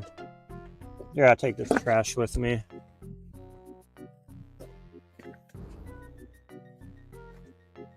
There's so many cans out here. Just like in the middle of the really nice part. Yeah, like really nice spots. There's always some abandoned can. It's kind of annoying.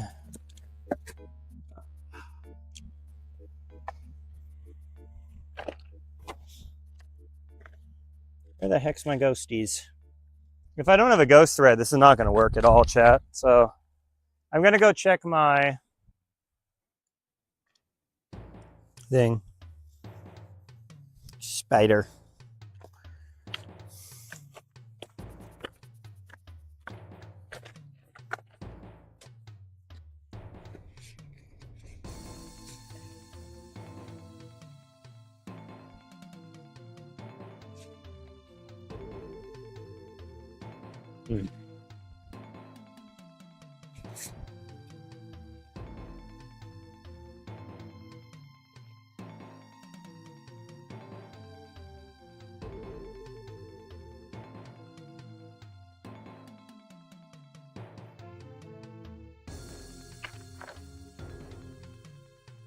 Damn it.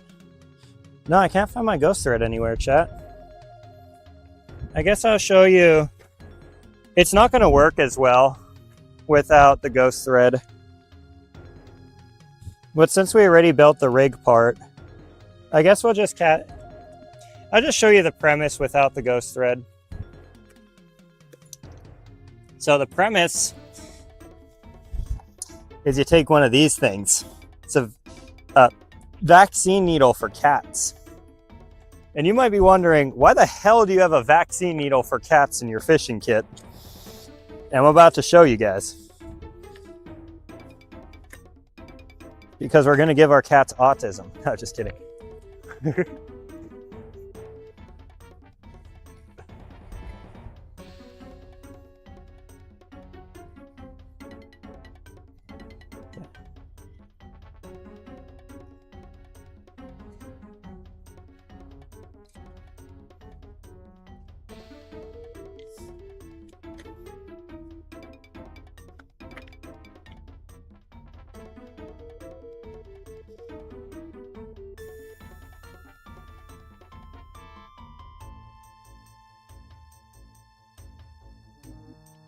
Here, let's just cut this.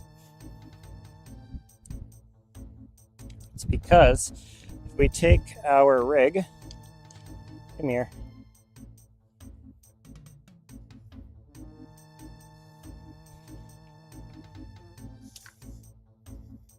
We set it up like normal.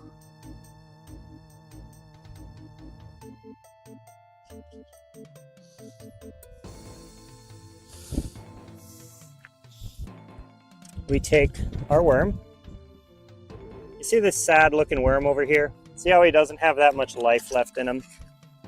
Well, what we can do is we can put him on the hook. Here, and I'll put this over here so you guys can see everything a little better. Or just set it up like this. So you put your worm on the hook and you identify which part of the worm is active. So this part. That means we're going to use this side of the worm.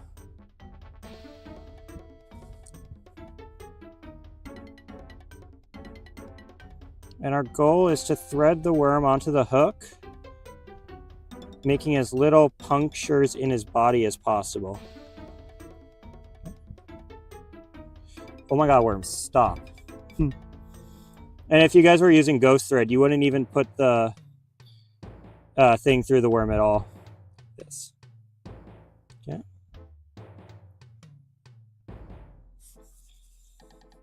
There we go. Now we can slide the worm down onto the line like such. Come on, worm. There we go. Okay. And now the needle. Very carefully, because again, you don't want to stab yourself.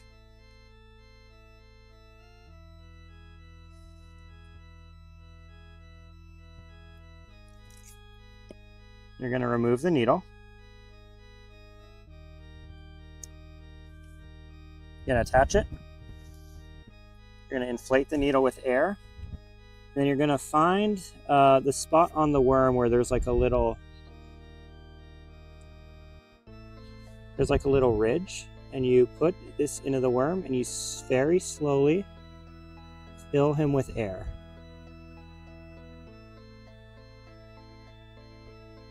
There we go. And now you should have a little worm balloon that when you cast out will float up and look super juicy to the fish.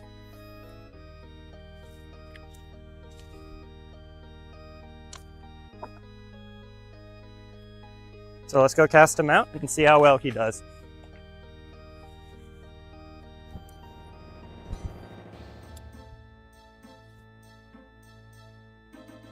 Splash. Now the problem with that is a worm's like 25 to 30 cents and the fish we're catching are like 25 to 30 cents. So this is a really, oh, I'm still pointing down. Shit. So this is like a really inefficient use of resources. And I'm not really going to do it much until later on in the day. But these inflated worms, they work really well for big trout. The important thing is remember to cover it before you stab yourself again. And then put it away.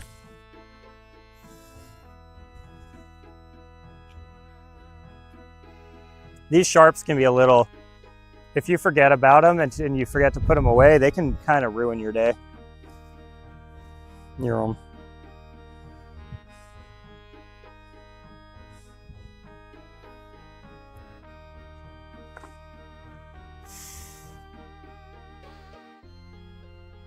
Oh, and see, right away, we got a fish on. Fish interested at the very least.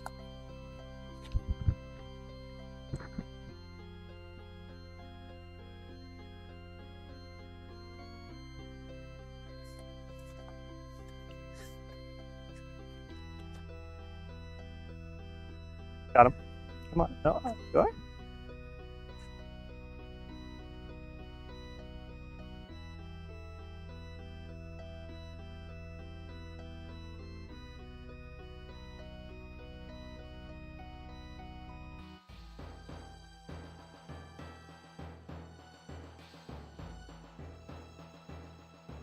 It's not on yet.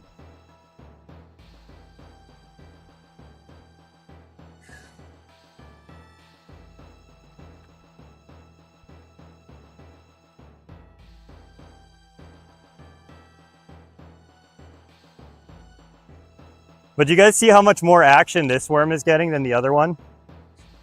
Come on.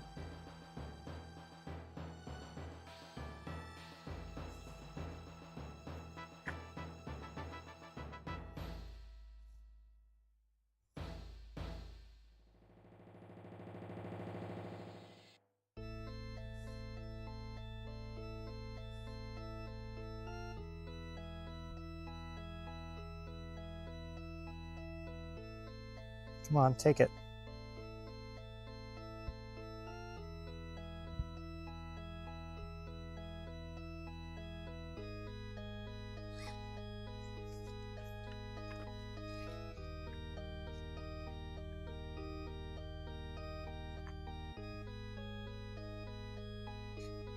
Got him. There we go.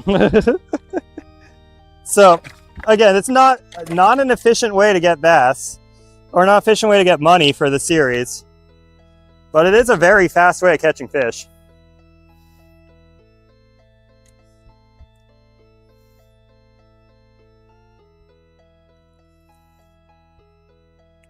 Come on, give me the worm back.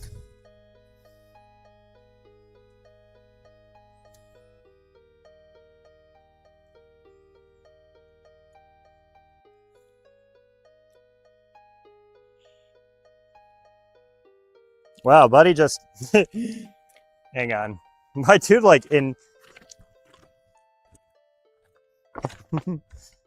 My dude really took the hook. But anyway, there we go, little fish. I'm gonna go turn him into fillets. We'll get a weight on him. We'll get a value.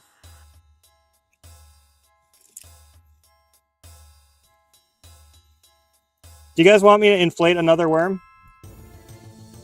Or should I keep fishing for, like, profit? Honestly, this is more entertaining than not doing anything.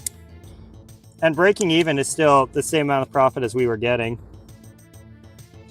So I'll probably do another inflator.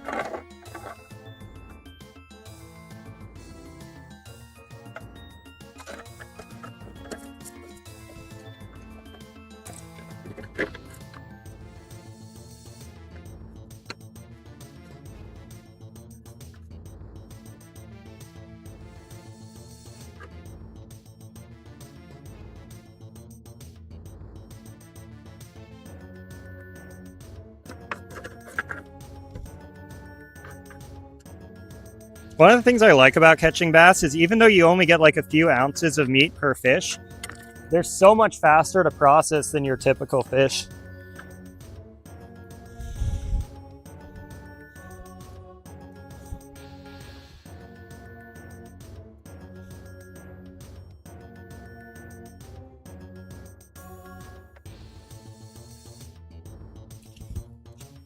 Okay.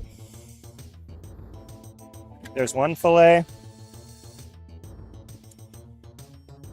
So since the viewers aren't super high, I'll just show you how I process them. Ooh, Jesus Christ. So basically all I do is I put like a little cut.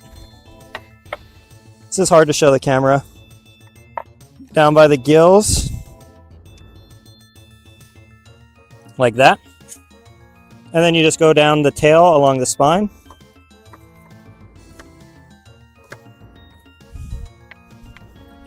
It's a really awkward angle, but I'll make it work. No, I'm not going to make it work. Here. I don't want to cut myself showing you guys how to cut fish. I'd rather just trim the fish. Okay. And then you're left with the rest of the fish. You just toss this into the river. Okay. Then we have our 2 fillets. And we're going to weigh them out.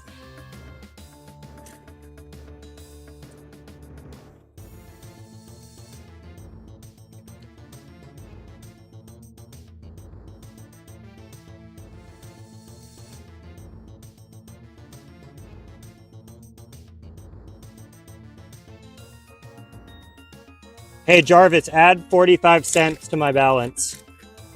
So we profited off that worm at least.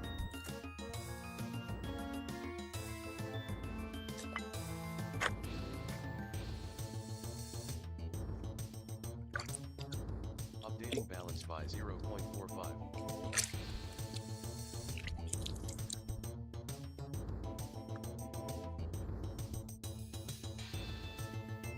Yeah.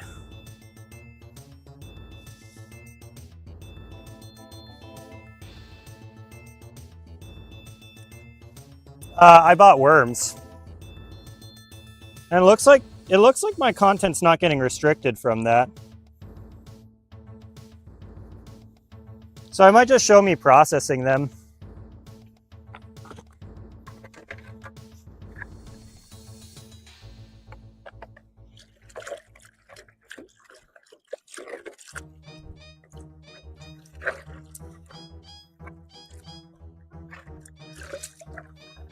Yeah.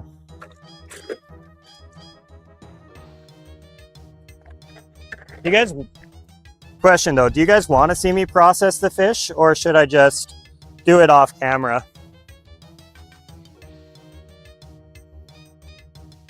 Because I understand it's not something that everybody wants to see, but I also feel like it's something that some people would be interested in.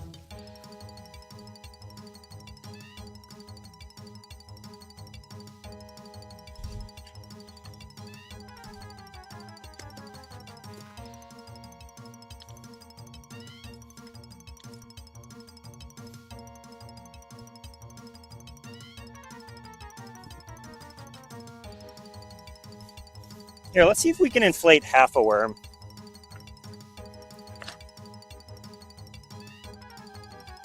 The catches are going to start increasing just naturally as it gets later in the day and the fish become more feedy.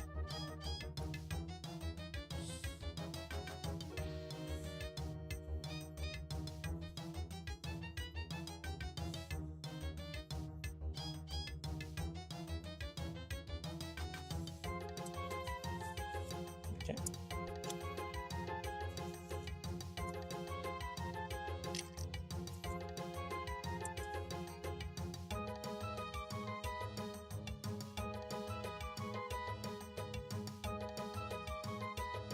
Come on, worm.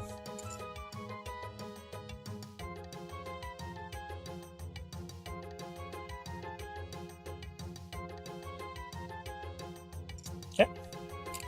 We have a half inflated worm. Let's see if this does just as good.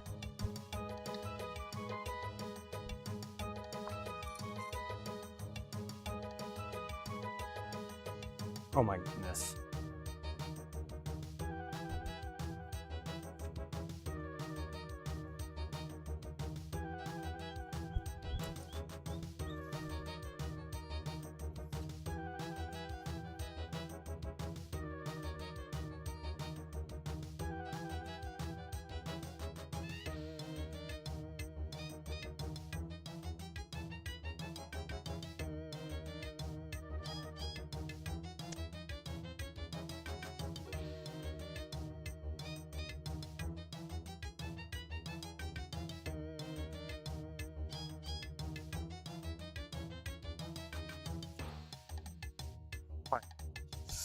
God damn it, everything's getting tangled.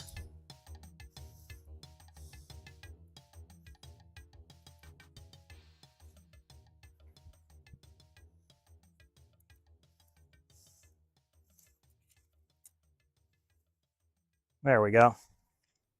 Okay.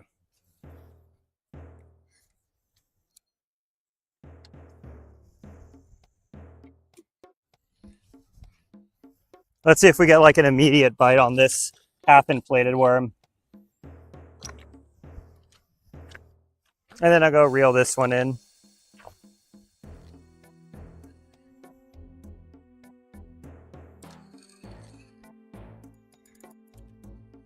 Oh, great. Might have to break the line here. Process the fish for the gram. Do it for the gram.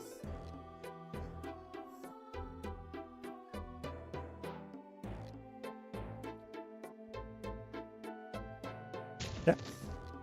Hey, Jarvis, reduce my balance by 7 cents. I got snagged.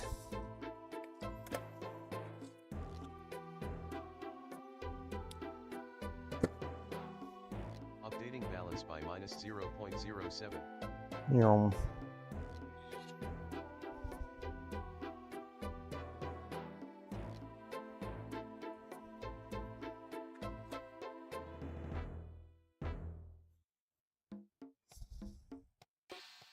Here, before I go build a whole new rig, I'm gonna go see if that family's still there. Yep, they're still there. Damn it.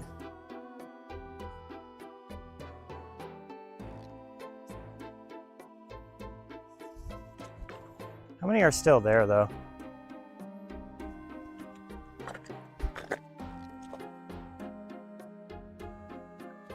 Whatever. I'm not gonna harass him. He said on his way to harass him. Okay.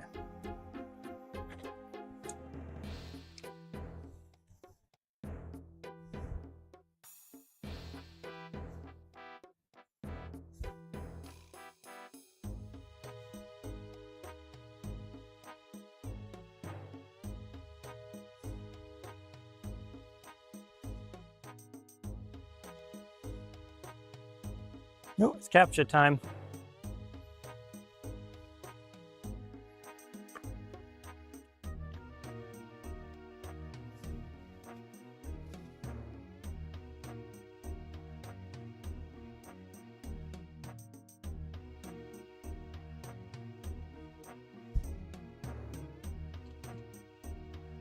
I'll say hi to someone who says hi to me. I'm not going to say hi just because someone asked me to.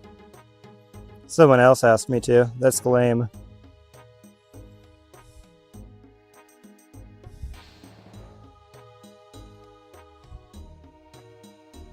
Yep.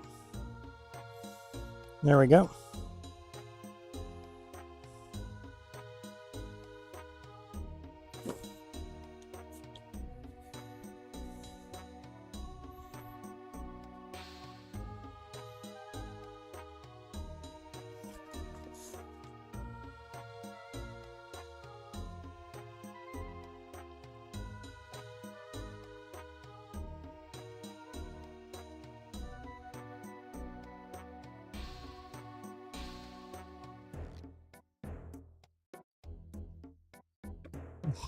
He can't speak. Can he type?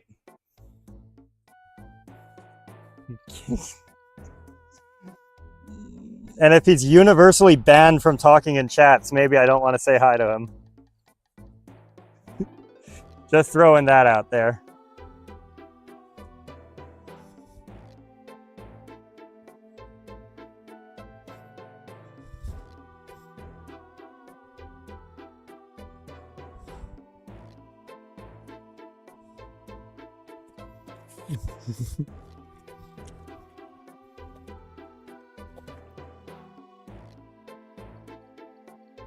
Yep.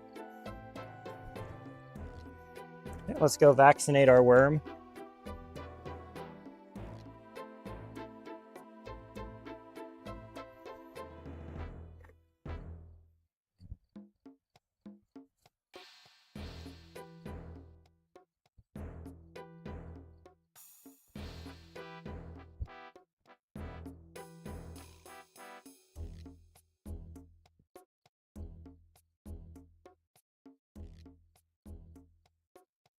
Yep.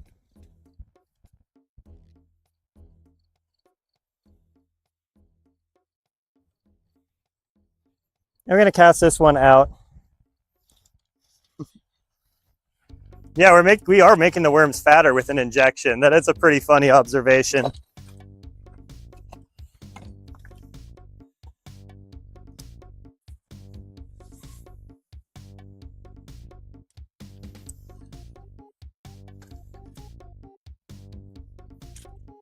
Okay.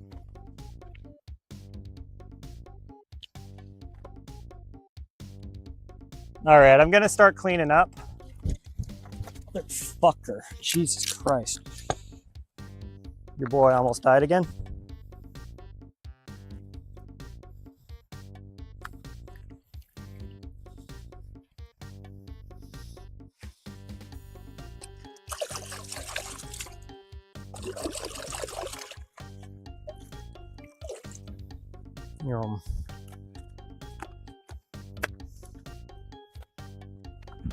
Ah.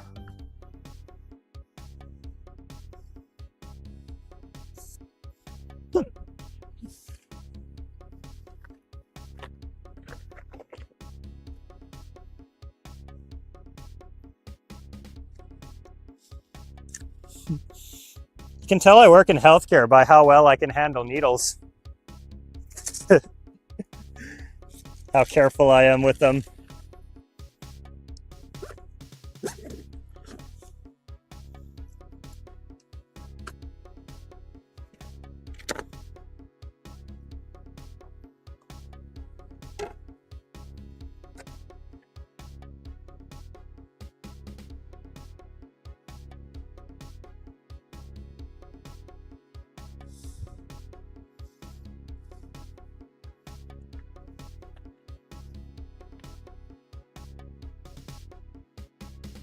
You're Oh,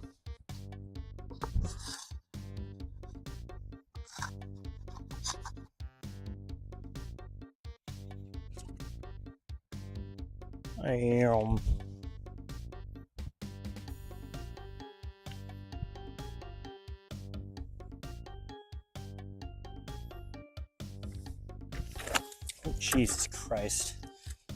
I really need to get onto the beach so these freaking rocks stop trying to kill me.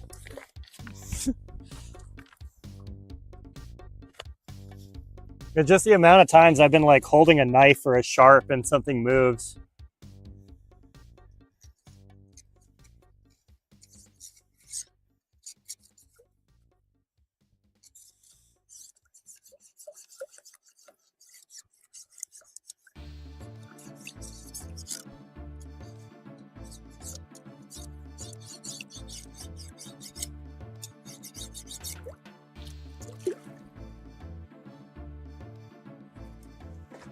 Knives.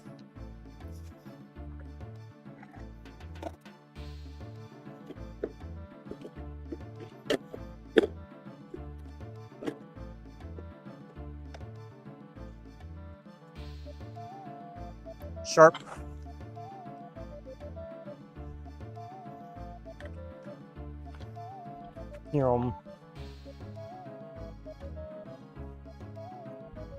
Y'all gotta stop manifesting the life insurance because I don't need it and I don't want you guys to need it. Or I don't want to need it. Jesus Christ. All right. The bass here need life insurance, that's for sure. Because I ain't taking prisoners. All right, let's go just sit down, not fall into the freaking water.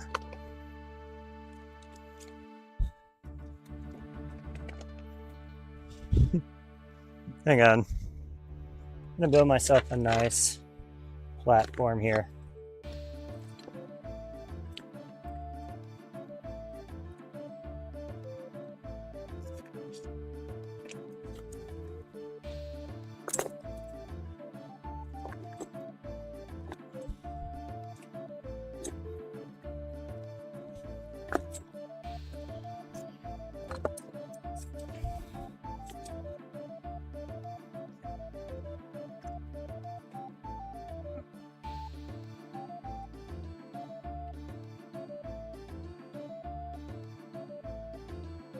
There we go.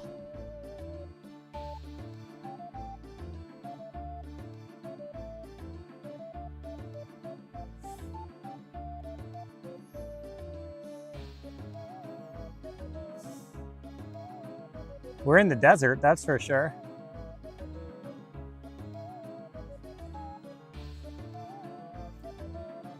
No, don't. Go away. For fuck's sake. I just want to be able to go hang out on my nice sandy beach with a nice gallon of water.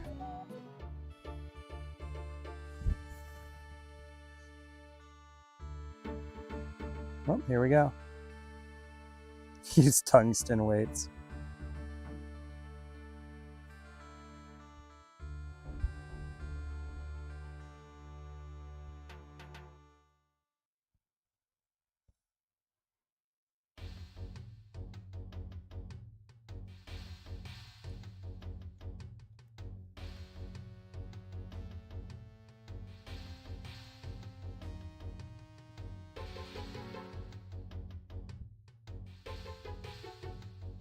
Okay.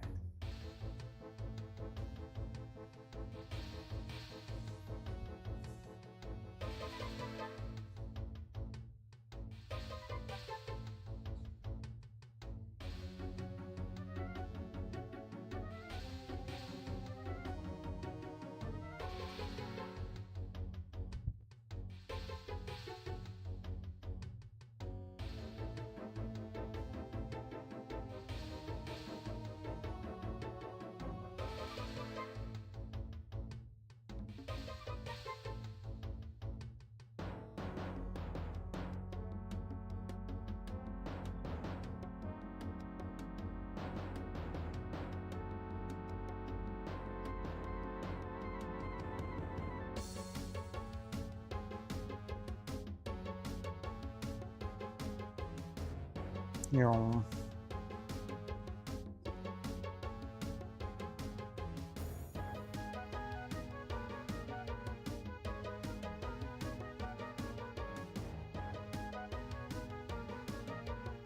Hang on, I don't see the family anymore. I'm gonna go see if they're still there.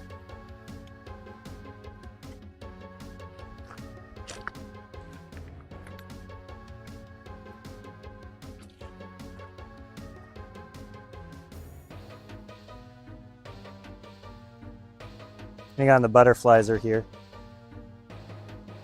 Gotta avoid the butterflugs, the flutterboobs, the blufflugerflies.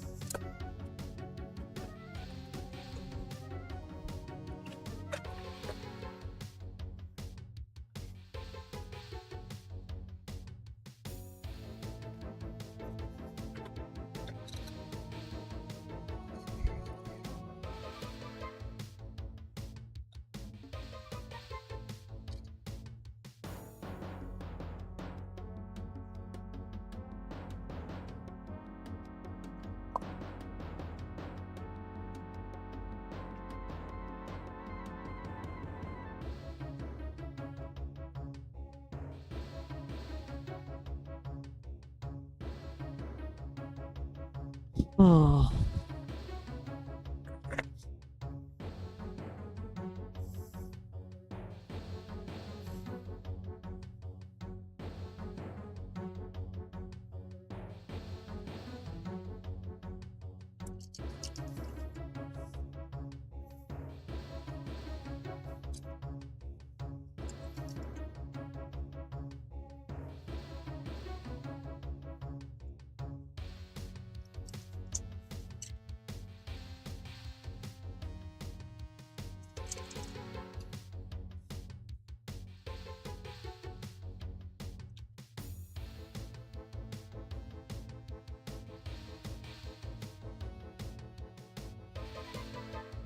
Yeah.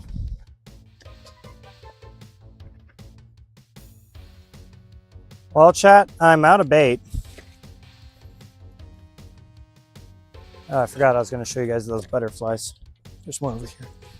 Hang on, I'm going to show you guys the butterflies. But I think what I'm going to do is take maybe a half an hour to a 1 hour break to go move spots and then kind of go chillax for a bit. Just because I only have that, I literally only have that half worm left in terms of bait. And then I'll go find a new spot. Or I can go run up and keep the stream running and come back down with more bait. But this spot doesn't seem to be the best. We only got 3 fish so far. By the way, look at these little butterflies. Look at these little guys. Little goober. Hey.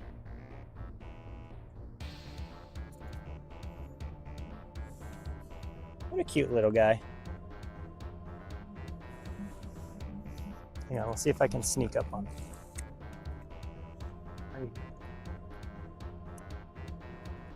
Where'd he go? There he is.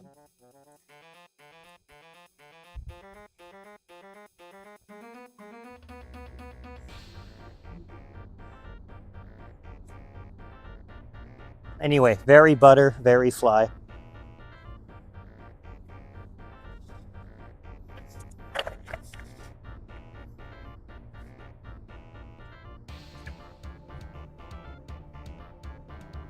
Yeah, but I feel like at this point, I really need to go put on more sunscreen. I need to go get more water.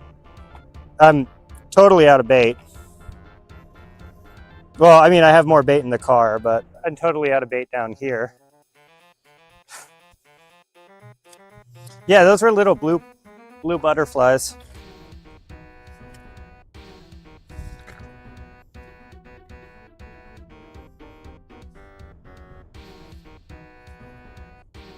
The crab's gone, from what I can tell, because that would have been a little fun creature to mess with.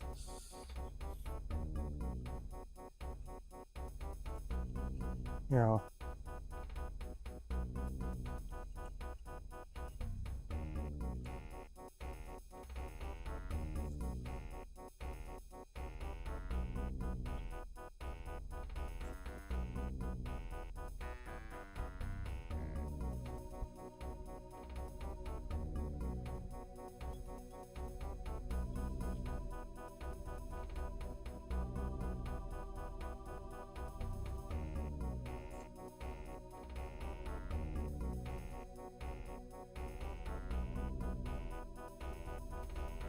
Yeah, I'm out of bait on this one too. Okay.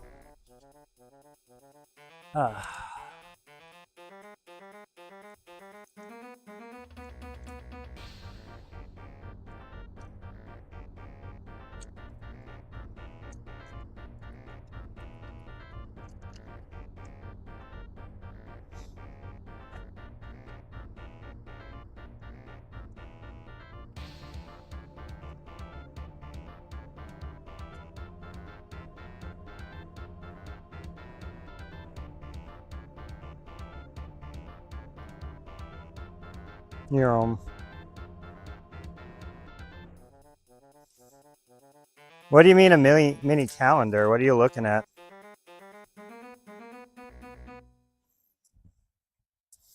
Just the mini map?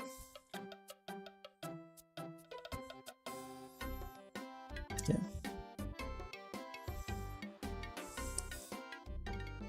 All right, chat.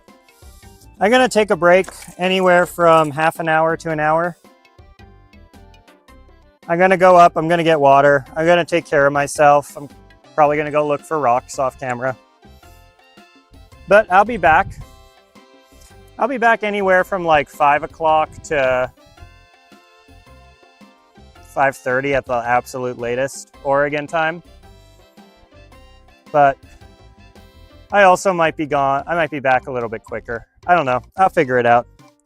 Either way, thank you all for joining me here, and I'll see you guys soon.